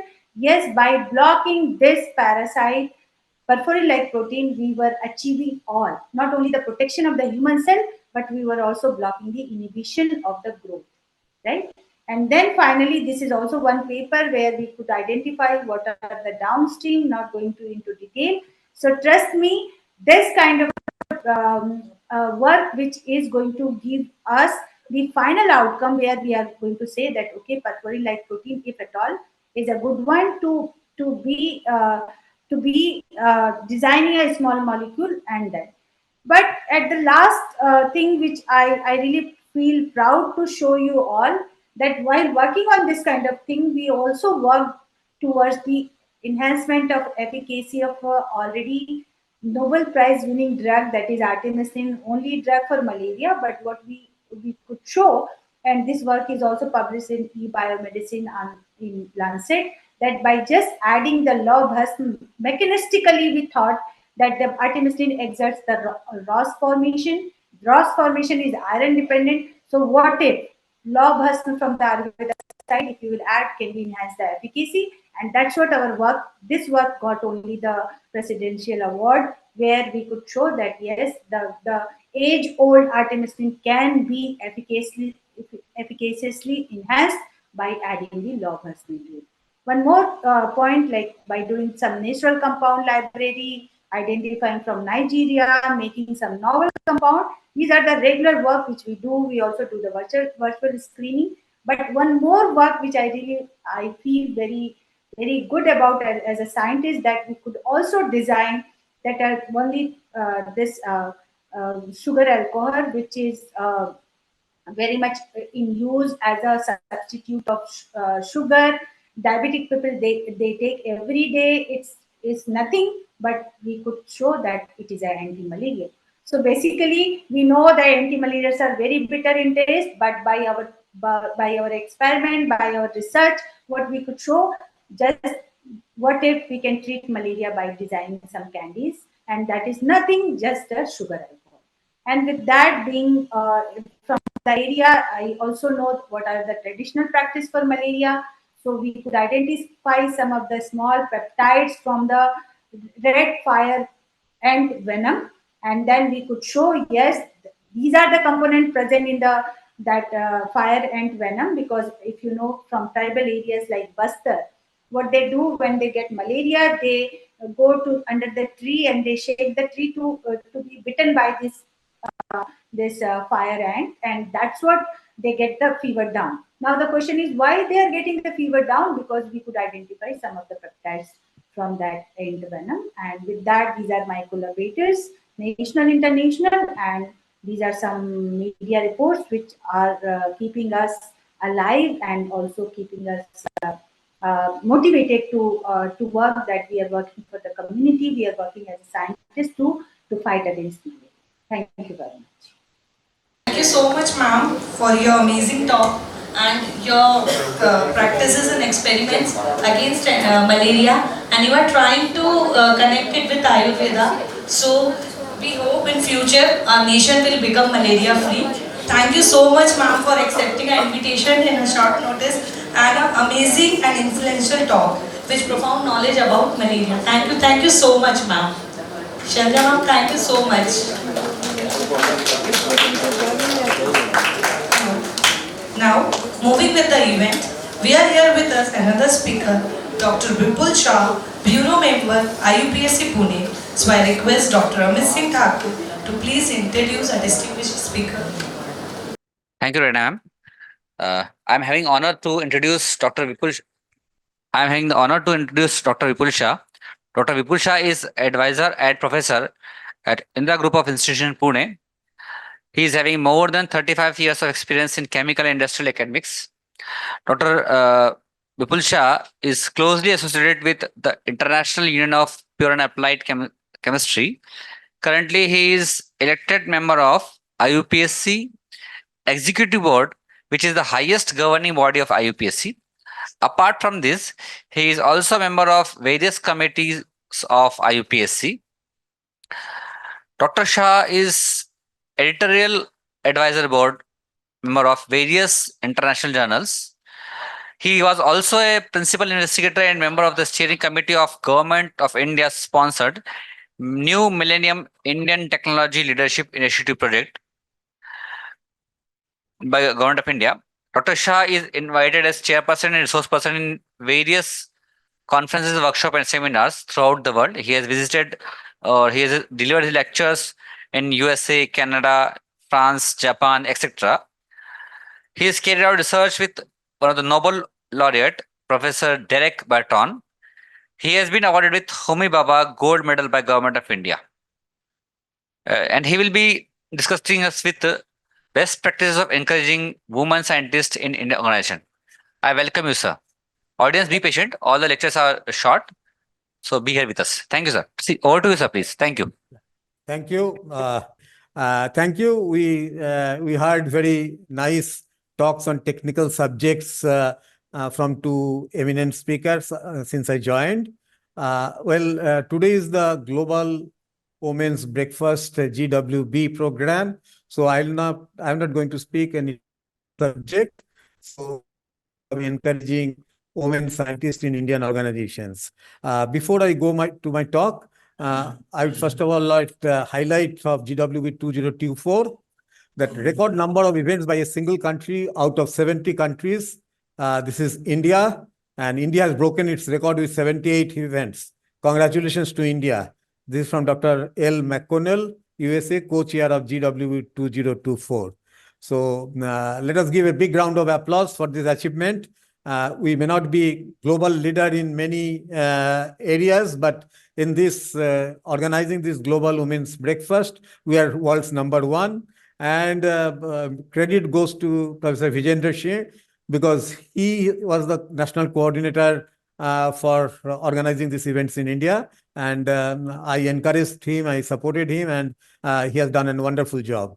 Okay, so today my topic in this Global Women's Breakfast, basically we talk about girls' education, women's empowerment, gender parity, and all those type of things. So I'd just like to share some of the best practices which are followed in India for this. Okay, now first of all, there was a global project on gender gap in which UNESCO, IUPAC, International Union of Pure and Applied Physics, International Mathematical Union, International Union of Biological Sciences, International Astronomical Union, all of them participated. And they did a survey. 30,265 responses were received from 159 countries. And then these responses were analyzed, which showed that gender gap persists across all disciplines, across all geographic regions, across all levels of development, and across all employment sectors. So this gender gap is a real fact, and it is all over the world, it is there. So the recommendations of this global project was that promote science, technology, engineering, and mathematics education for girls, then mentoring of these girl students by experienced scientists, organize programs that develop women's confidence and other skills like communication skill, management skill, leadership skill, and invite role models to address girl students. So these are some of the recommendations. Many other recommendations are there. So this is that team which organized that survey. Now, I will just share with you some best practices of encouraging women scientists in Indian organizations. I'll take some examples from private industry and also from the government sector. So Biocon, as you know, Biocon is India's largest and Asia's premier biopharmaceutical company with a turnover of $1.1 billion. It was founded by Kiran Majumdar Shah, and Times named her as one of the 100 most influential persons in the world, and Forbes called her one of the 100 most powerful women in the world. Now, her organization, Biocon, so there is equal opportunities for men and women, promotions and all facilities, salaries, these are all at par. They have more than 1,000 women employees, and 30% of the scientists in Biocon are women. So they give the maternity benefits as per the statutory rules, but they have the advantage that even after that, if they want to extend that leave, they can continue, and in the absence of leave, continue absence without pay. And once they return, they have the flexibility to work part-time. Creche facilities provided for little children, and in-house gymnasium for women. So these are the facilities which encourages women to continue their work. Otherwise, after marriage, many women after childbirth, they have to quit the job. Then Infosys, as you know, is one of the largest IT company with a turnover of $16.3 billion. They have 125,000 female employees. 40% of the total workforce is female. And the company has formed Infosys Women Inclusive Network, in short, IWIN, for the development, engagement, and growth of women. So special care is taken so that the women can develop their career by giving special training. Special taxes to women when they work late to drop to their home. And promotion and salaries of equally competent men and women are at par with each other. And for middle and senior management, exclusive programs so that they can go to the top management. This is in collaboration with Indian Institute of Management, Ahmedabad. That is called IWIL, that is Infosys Women in Leadership. So the program is aimed at empowering women to take up leadership roles. Currently, many women occupy senior level positions, top level positions in Infosys. Then Tata Consultancy Services is one of the largest IT companies, as you all know. There are also 32% employees are women. And in order to support women in the workforce, they have the daycare facility near their office so that women can bring their children, keep in their daycare service, and then after office, they can take back their children. Pidilite Industries, as you know, Fevicol, the great brand of India, they have a turnover of $1 billion. So they have got fully paid maternity leave of 26 weeks and reimbursement of taxi fare in the last trimester so that they can come comfortably to the office, and nurturing of female employees to take up higher responsibilities. And in R&D, quality control and technical services, they employ 25% are female. Now we have got the Department of Science and Technology. This is the re-entry opportunity for women in research and development sector. So DSIP introduced this. So women may take a break in their professional career due to family responsibilities, bringing up children, and they can rejoin when the children are grown up. Maybe when the children become 5 years, 6 years old, they can come back. 2,500 women scientists could re-enter after fulfilling family responsibilities. And in the intellectual property department, women are encouraged to work from their home. There are some more good practices that workshops are arranged for women with role models, special development program for women to improve leadership, quality, communication skills, and confidence level. Then increased number of nominations for women in scientific committees and awards. And while evaluating biodata, maternity leave period is taken into considerations. Then alternate between man and woman in senior position. When the top level position is there, then you can have 2 years for a man and another 2 years for the woman so that they get opportunity to lead the organization. Salary scale and promotion opportunities kept same, and encourage families to admit girls in STEM courses. Now, as was mentioned, I belong to this IUPAC. So IUPAC has a strong policy on gender parity.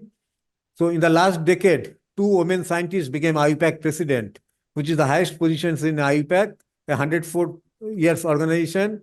So in last 10 years, 3 women became the president. That is now new president-elect is also a woman. In fact, she is Professor Mary Garson, who is the founder of this program called Global Women's Breakfast.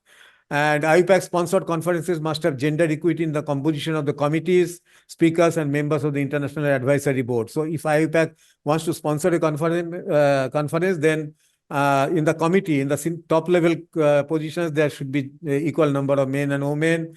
The plenary speakers and invited speakers, there should be an equal composition from men and women, and in the advisory board also.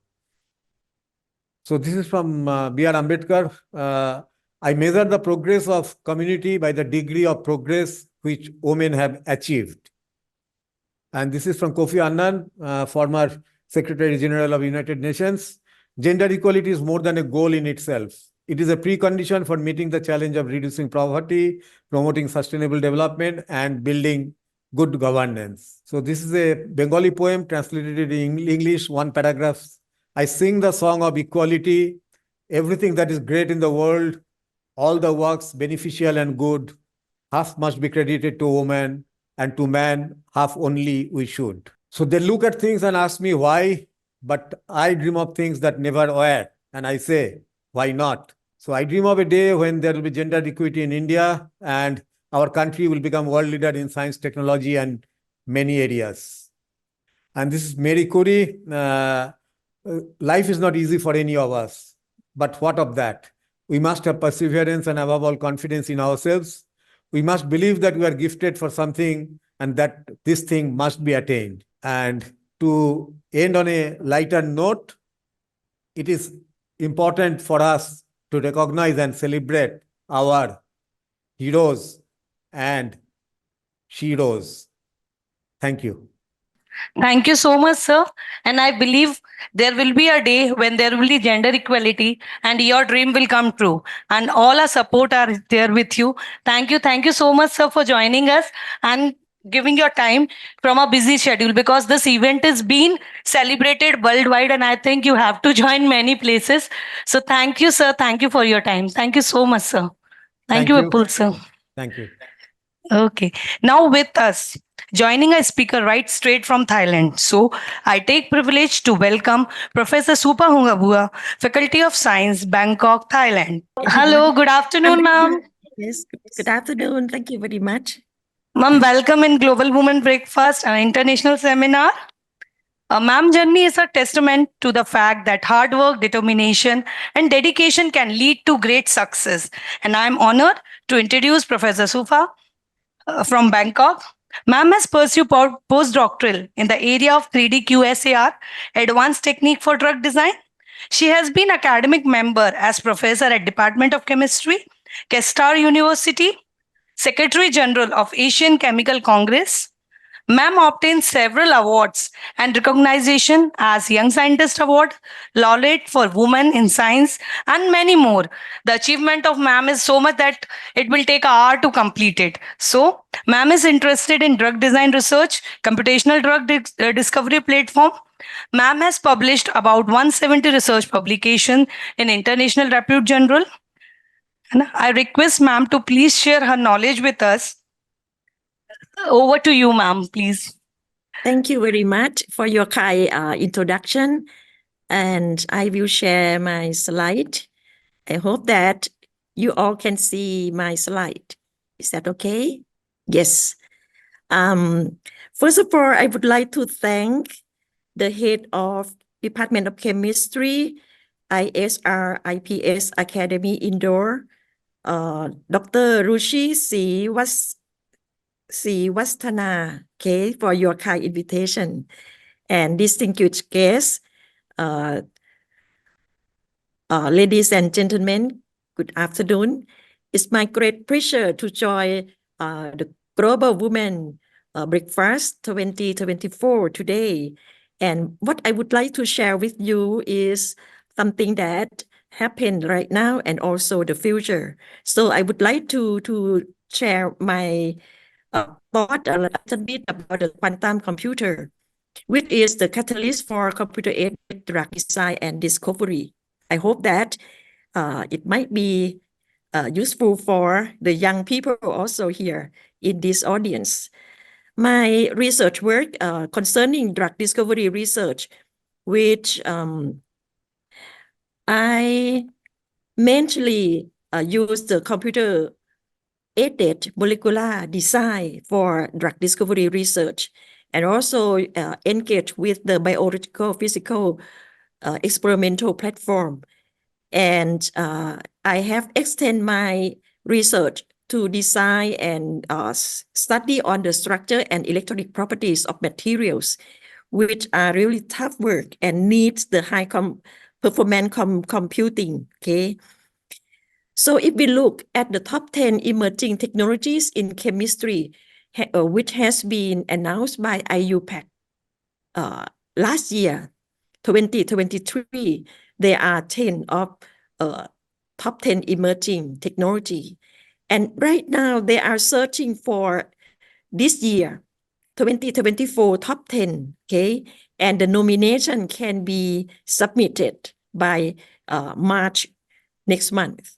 So I'm thinking, what is the technology, which is actually include many areas of research, including chemistry, okay? And then how chemical science can benefit from this new technology. I would like to draw your attention to about 90 years ago that probably all of you may know already about the pathway of quantum mechanics until quantum computing, which is actually expected to be successfully done by 2030. Okay, so if we look since the atomic structure, atomic theory that Professor Erwin Schrödinger and Paul Dirac shared the Nobel Prize in Physics in 1933. It was a lag time that not much progress in quantum mechanics due to very complicated equations to be solved.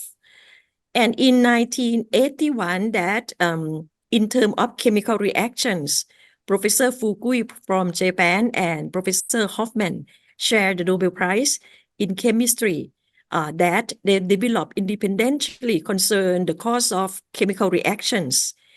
And in 1998, it was the breakthrough for quantum chemistry due to the development of computational methods by Professor Walter Kohn and Professor Popo. Okay, this is this one very, very important.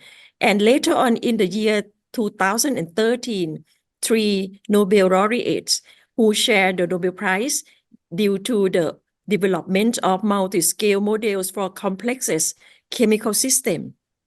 And if we think about 2 years ago that the Nobel Prize in Physics, these 3 professors also share the breakthrough for their experiments with entangled photons, which is the establishing of the violations in the Bell inequalities and pioneer quantum information science.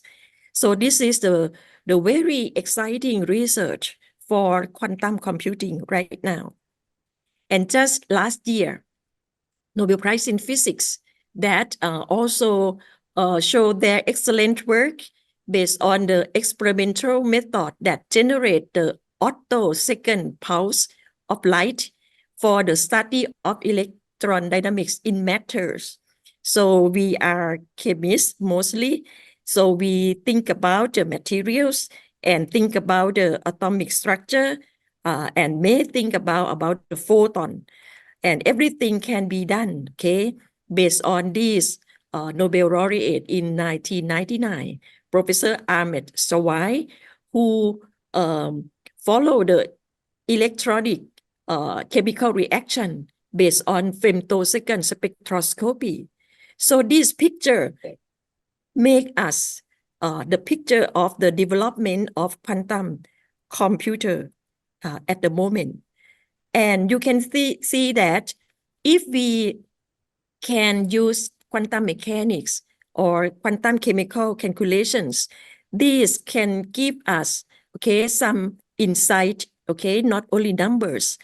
And we also use the informations from computation to explain and to understand, yes, based on the accurate energies and accurate properties from the first principle wave function based approaches on the realistic system that contain many hundred of atoms. So we can follow the reaction mechanism, intermolecular interactions, solid and surfaces, coordination chemistry, and molecular magnetism, for example.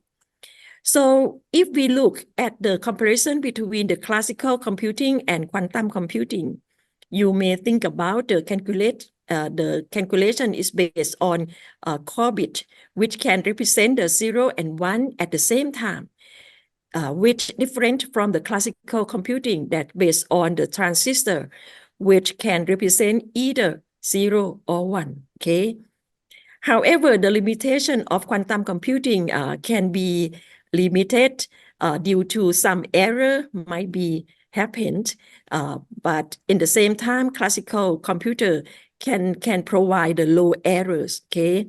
There are some advantage of classical computing as we can do it at the everyday processing, okay, right now.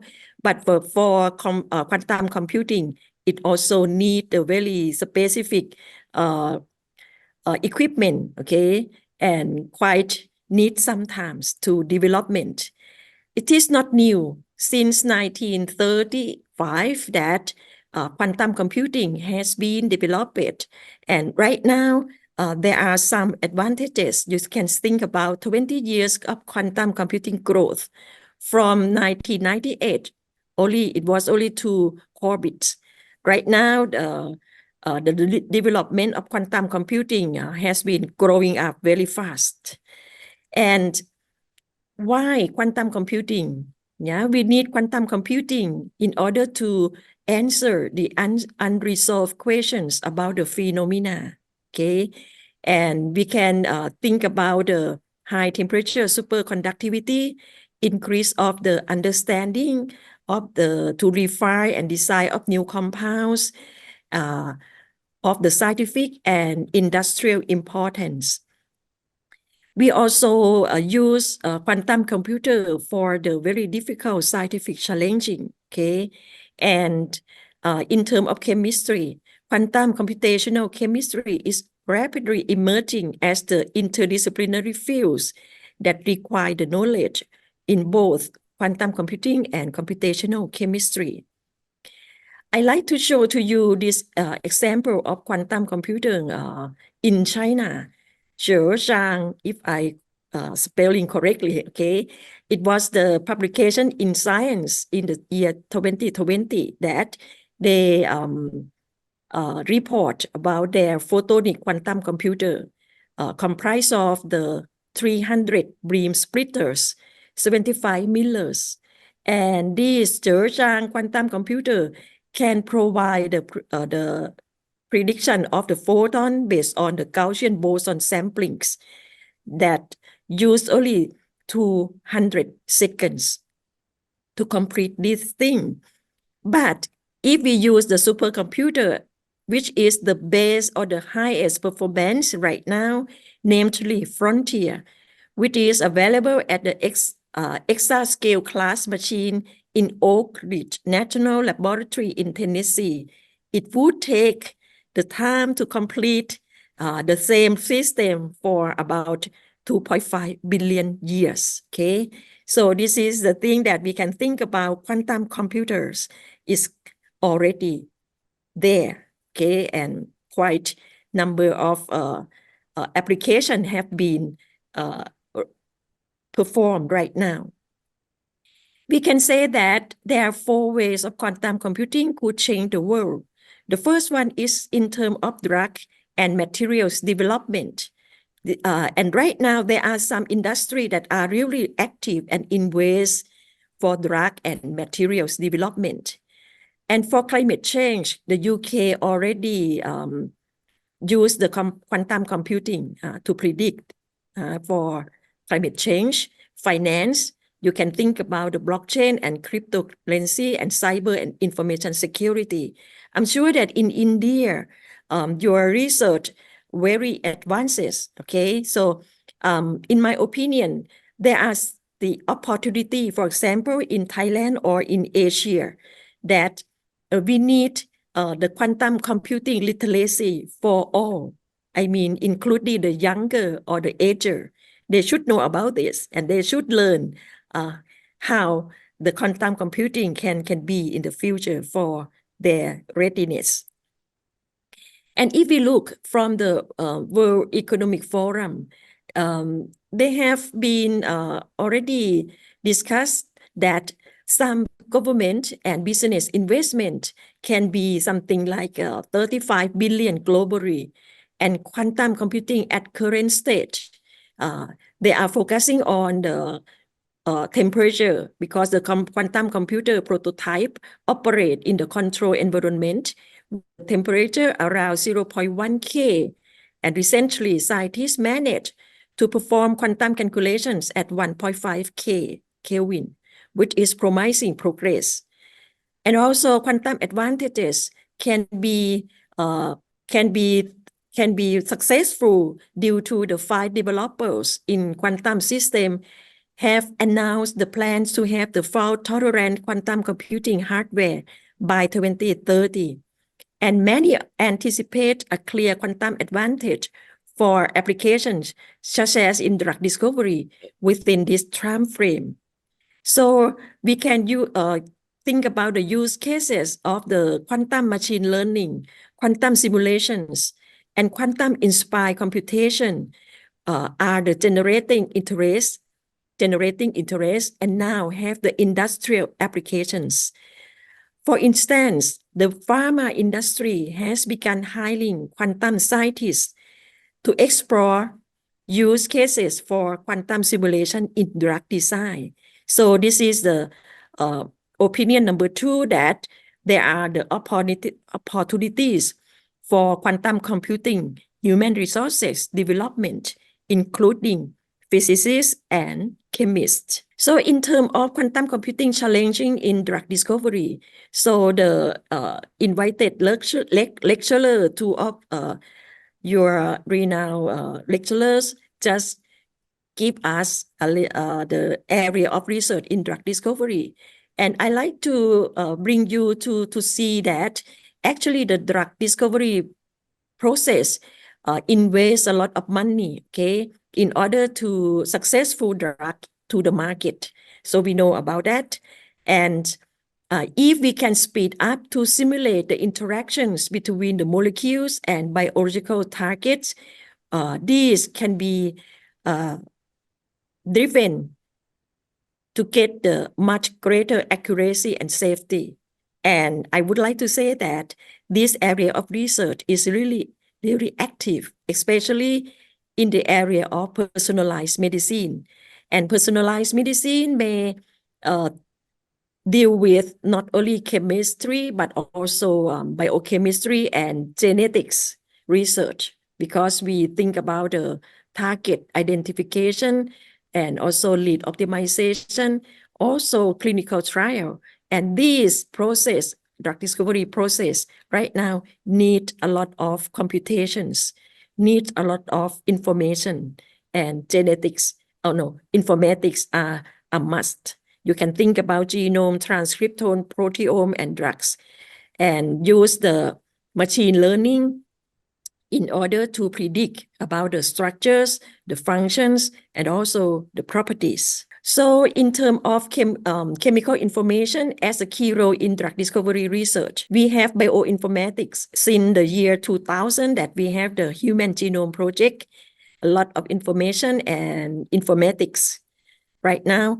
And in terms of chemistry, we have the chem informatics that we can calculate about the structure of the small molecules.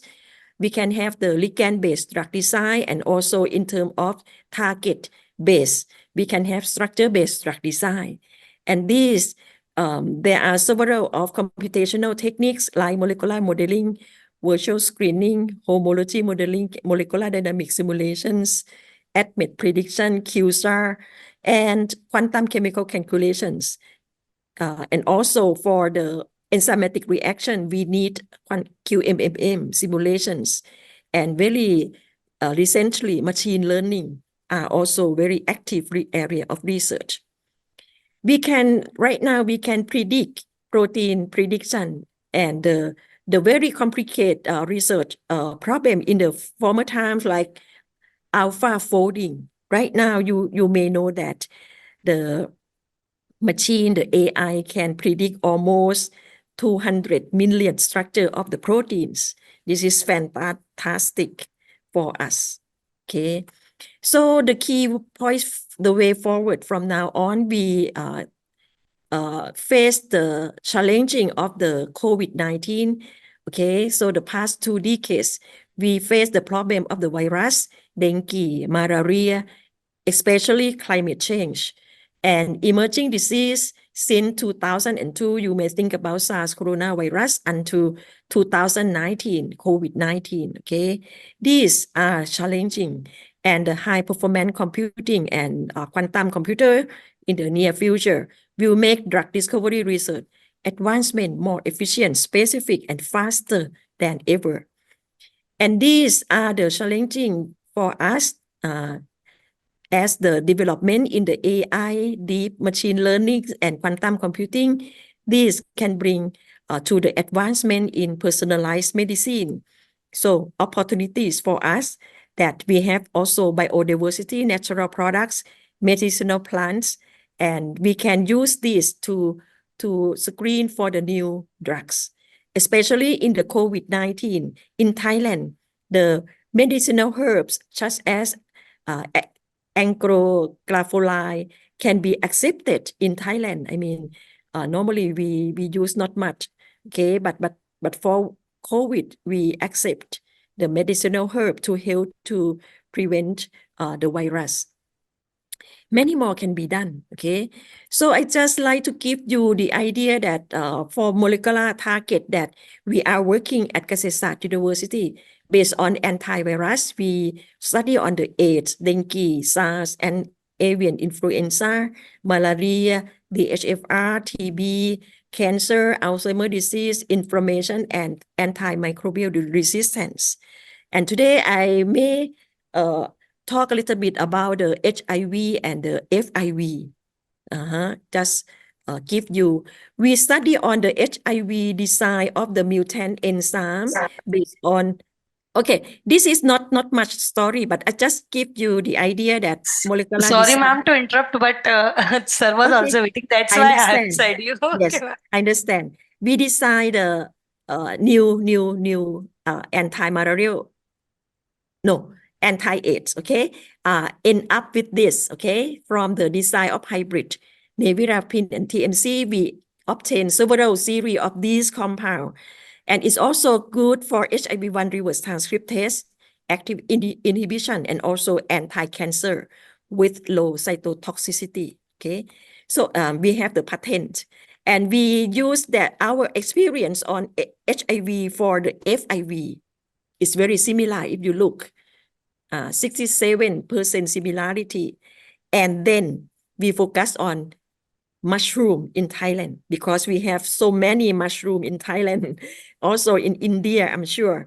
So we have number of mushroom species, okay, 140K something, we only 22K known. And in Thailand, we have the eatable mushroom, non-eatable mushroom, and poisonous mushroom. So we construct molecular database of the bioactive compound from mushroom. We select 80 eatable mushroom and end up to develop the molecular database. Here are the collection of the 50 mushroom. You can see the name, common name, scientific name, family name, and location in Thailand. And just one example of linzhi, you may know about this mushroom. Linzhi is very good for anti-cancer, and we have searched for the structure of the small molecule in this linzhi, and we have the triterpene, that several activity polysaccharide. Okay, just give you the idea of these 213 compounds that we collect the molecular properties. Okay, lipophilicity, water solubility, pharmacokinetics, drug likeness, and medicinal chemistry. And we put it in the database. Okay, and we use this database. Okay, you know that 50 edible mushroom constructed bioactive compound from mushroom database, backmash base, okay, and good for researcher, entrepreneur, consumer, and smart farmer in Thailand. We also use this to screen by our colleagues, Professor Pacharinath, use virtual screening, Dr. Paul Gleason design and synthesize the series of compounds. Professor Kiethavi developed the FIV feline immunodeficiency virus reverse transcriptase bioassay and test the inhibition assay for us from the synthesized compounds and also from the screen of mushroom. At the end, we obtain these two compounds, cordizamide A and cordizamide B from backmash base. Okay, you can see that from almost 600 compounds screening, and we end up with the two. If these two compounds good enough, so we compare this with the real pivirine, which is the real HIV drug, okay, and the cordizamide A by better than real pivirine. And then we apply the QMMM and quantum chemical calculations to study their binding, okay? And finally, we can even analyze the key interactions of the inhibitor with the lysine 102 and asparagine 178, okay? And then we can even analyze that the superior binding of cordizamide A is better than real pivirine, and even cordizamide B less binding as compared to cordizamide A, okay? These are the things that we use quantum chemical calculation to help, okay? And finally, during the 2 years project, we produce some publication from this process of drug discovery research and use of the quantum chemical calculation, molecular modeling, and also bioassay. And we not only develop the backmatch base, but we also have the chemi base, which include 65 family of natural products and collect of the 600 compounds. Similarly, case structure and the physical chemical properties. We also develop the tri-herbal reciprocity access initiatives, 3 sources and 5 repository, okay? And molecular database from Thai herbal repository. We have 9 database. Our slide, this slide is very important. Catalyzing diversity in science, I think that it's very important to promote the young researcher in chem, for example, chem informatics research. And here are our postdoc and PhD student, master degree student, and bachelor's degree student. They all graduate right now. And in the conclusion, I just like to mention to you that we need chemistry, need high performance computer for drug discovery research. And quantum computer in the future is the driving force for personalized medicine, okay? And finally, I'd like to thank my colleague and research funding. And thank you very much for your kind attention. Thank you. ขอบคุณค่ะ ขอบคุณค่ะ Thank you all. Thank you so much, ma'am, for giving the time from your busy schedule, as you were having some other event also today in your university, and making us aware about quantum and relating it with physics, chemistry, and biology, and as well, we were not knowing that by quantum computational aids we can do further research in drug discovery, and so much variety of mushrooms are there which are having so much medicinal properties. So thank you so much, ma'am, for making us aware with your valuable insights and knowledgeful talk, and it's a pleasure to have you with us in this Global Women Breakfast event. My Thank you so pleasure. much, ma'am. Thank Thank you. you, ma'am. ขอบคุณค่ะ Thank you. Thank you, ma'am. Thank you, ma'am. Okay.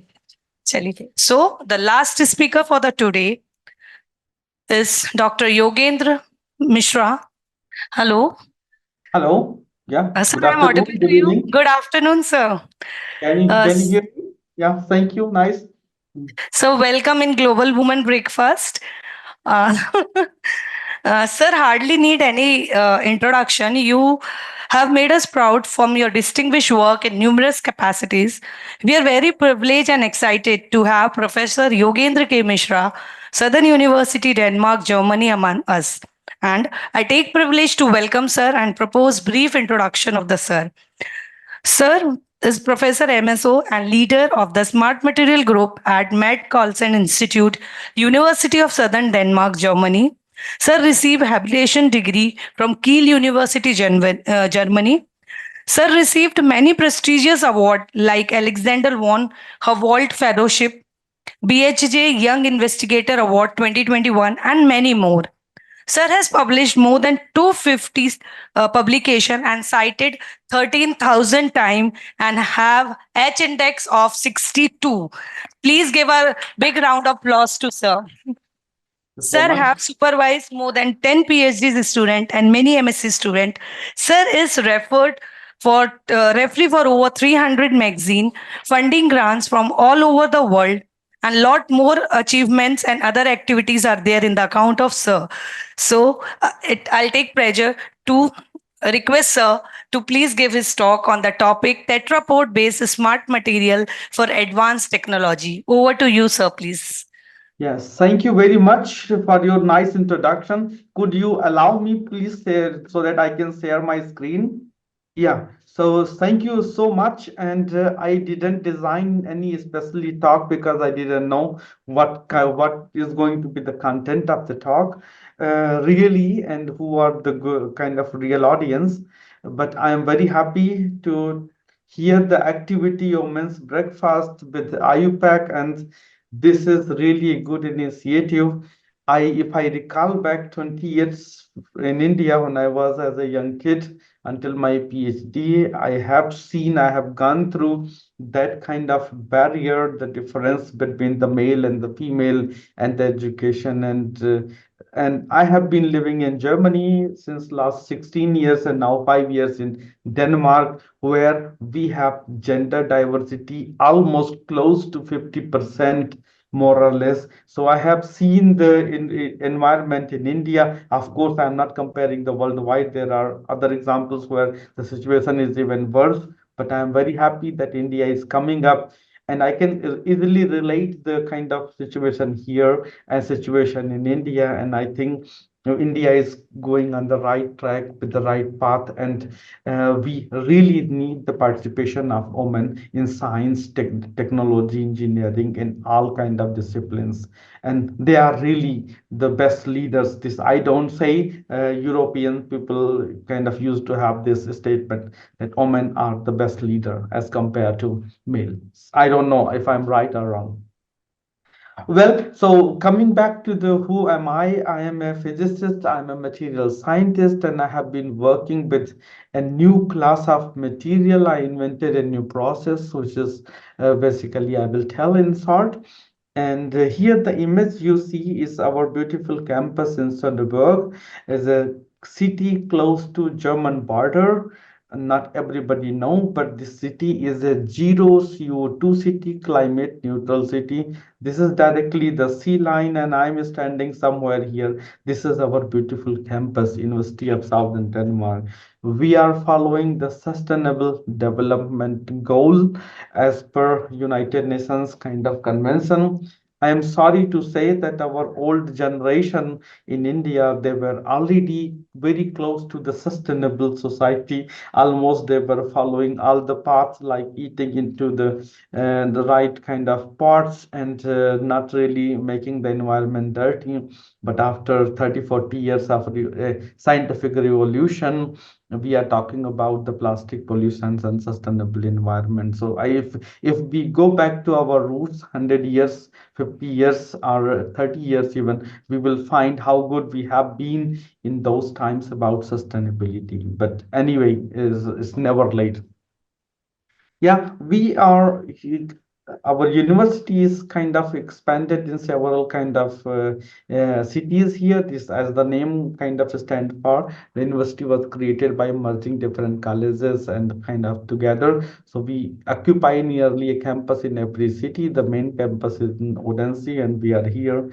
And this is the country Denmark, this is Sweden and Germany here. We are material scientists. We are working with new materials. We have industries around. We are working one to one with industries and the materials together. So our approach is completely industry and academia correlation. Danfoss is a very good example here, who donated this campus to us.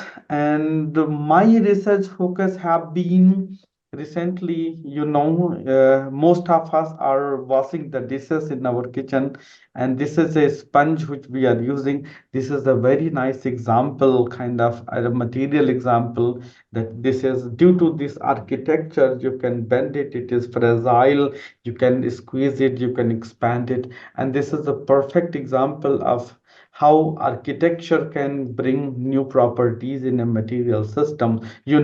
Doesn't matter where I'm working, we are working, our life is surrounded with materials, and that's where material research is very, very important. And I came up with the idea that if I could arrange nanomaterials in such a form, then I can really go to the large scale application. If you go to a lab, ask a nanoscientist, okay, which nanomaterial you are working, he will tell nicely, I have published so many papers. But if you ask, do you have a product? Do you have developed a new product? There is no answer. So the question arises here: despite of so much success in research, why don't we have product? The problem is simply the integration, that we do not design the material into the appropriate form. And here comes my group. When you are walking along Mumbai into the Juhu beach, you will find these architectures, tetrapods. They motivated me to develop, if I could develop such material, such architectures in the lab, nano micro, then I could really design a new material into a kind of new form, network form, as like a sponge form. So this idea came, and I developed a process in the lab, which is basically flame process. That what we are working at smart materials. I am happy that at least I have more than 50% female kind of represented in my lab, and more or less in Denmark and Germany, this is the culture that we should have 150% or more than that women diversity. Yeah, this process, I will not go into detail. This process was again developed into the kitchen. Inspiration: if you forget your food into the oven, it burns, and after burning, you have some black material left over. As a normal person, you go and you clean the furnace throughout the material oven, but a nanoscientist will never throw. It will be a new form of carbon. So the same approach I developed a recipe which was mixed with the polymer and zinc particle together, put into the high temperature. This burns, and it can be used to create micro and nano structures, including such these tetrapod structures, more or less. And then kind of this is how these tetrapods look like. The structure we have created, more or less, we have the possibility to change their size and the shape and all kind of structures. And basically they are very nice structures with a nice screw like kind of geometry, which is giving a lot of advantages in terms of the properties, surface properties. And what is our novelty, that we take these kind of tetrapod particle, fill into the mold like you put popcorn in a bucket. Then we join them together by just heating at high temperature, and that is leading to formation of these 3D networks, which they are basically ceramics. Is a flexible ceramic material, as a sponge material. We can change the porosity, we can tune the porosity, and we have many advantageable features here. There is no substrate, so you really use in many more applications these materials. So this is our core expertise actually, and I don't have that much time to go more into the details. I will give some quick glimpses, and then I will end up my talk with a little conclusion that we are using these devices into the sensors. It could be gas sensor, it could be biological sensor, it could be environmental sensing, different powering devices that we have been working on. Environment is very important. They could be designed used to design smart composite materials, the composite material which is able to tell any kind of internal damage into the material itself. Every time you board on the plane, somebody is coming and checking from the outside. Imagine if there is a crack inside the wing, then there is no way to find out. But using this approach, using these materials, we could definitely design materials. So if you come out from your home, see a line on your car color, then you see something is not going right there. And then something very important, viruses. Doesn't matter in which field you are working now. After 3 years, you know what viruses could do. And I am very happy to tell you that our material, these tetrapods, what I developed, they are able to capture and they are able to neutralize the viruses, different types of viruses, including genital. And basically, this is, you see, this is a product has been developed by these tetrapods, which is already available into the market, a cream. This kills the viral infection completely and people can buy it. So I'm very happy that this product I have developed already using this material. So actually these tetrapods are used for a lot of new material design. Kind of you can use them to design a lot of new materials, different choices, carbon nanotubes, different properties, lights, laser-based lights actually.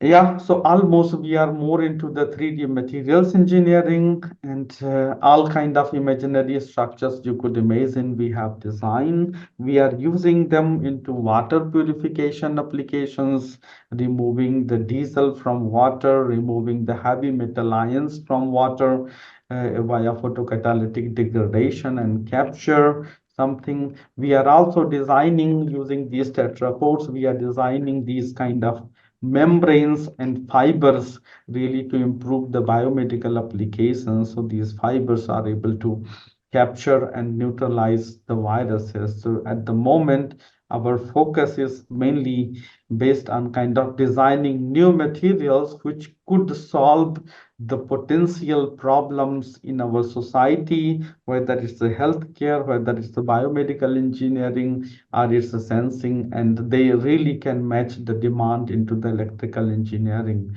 So I have been working with these tetrapods. I would be happy to give a long talk whenever if you are interested in some glimpse together. So thanks to collaborators. I also want to use this platform to advertise a little bit that Sonderbox, Denmark as a country is not very popular in India. And as a proud mother, you could also kind of think of telling your son or daughter that Denmark is a place to go for the study. And we have a lot of new programs in physics and technology masters where students can come, and there is a job guarantee even after basically if they have finished the successful. And Denmark, I don't have to tell about the salary level. It's one of the highest paid country in the world. So with this, I would like to end up my talk.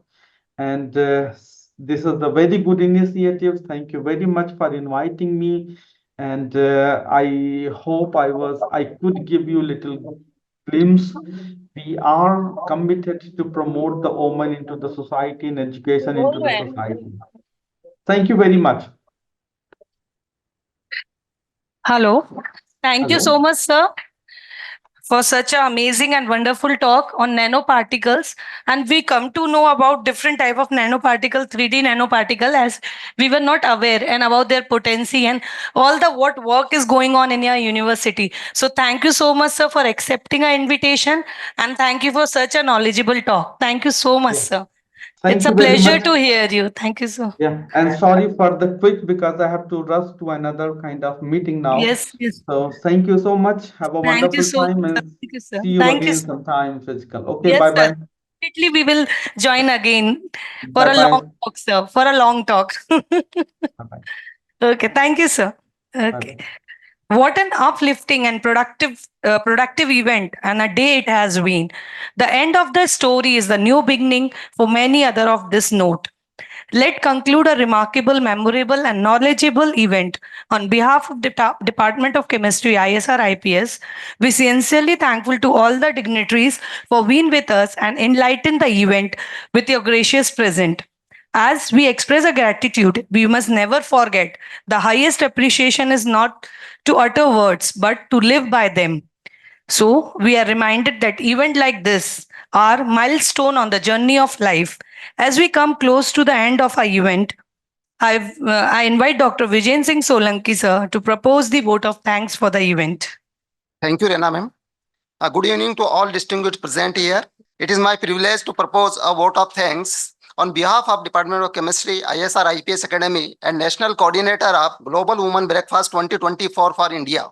I extend my sincere thanks to each one of you for making this international seminar a resounding success.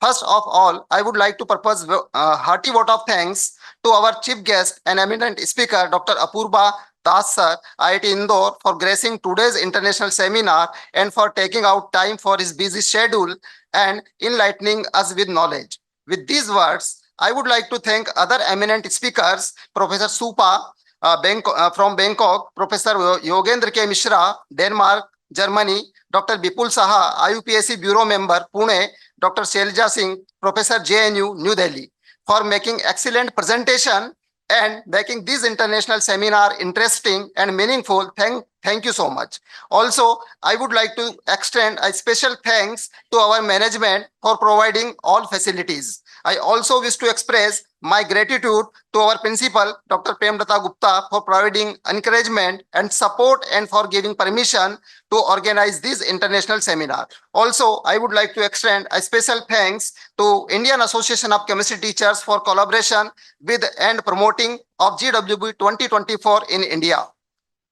Also, I would like to thank to e-learning department for providing digital facilities and also to store department for all sorts of arrangements. I acknowledge the unwavering support received from the HODs of all department, faculty and staff members of our department.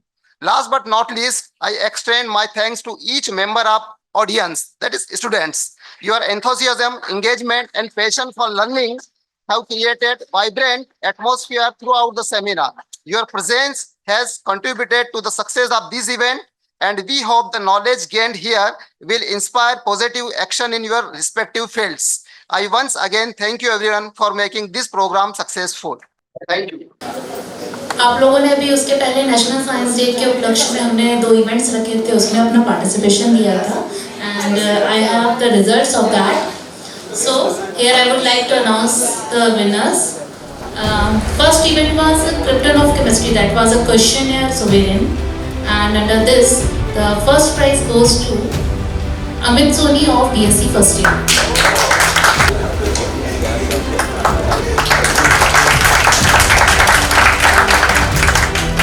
Now, any guesses for second prize? Second prize goes to Adita Singh, BSc first year. Adita, I think we should give a round of applause for Adita.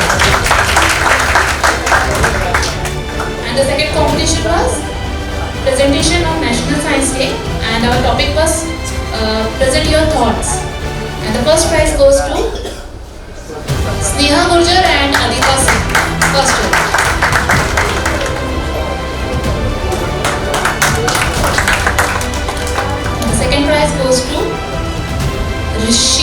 Nishika Swami. I request Mukesh Gupta sir and Shraddha ma'am to give me the trophy to them.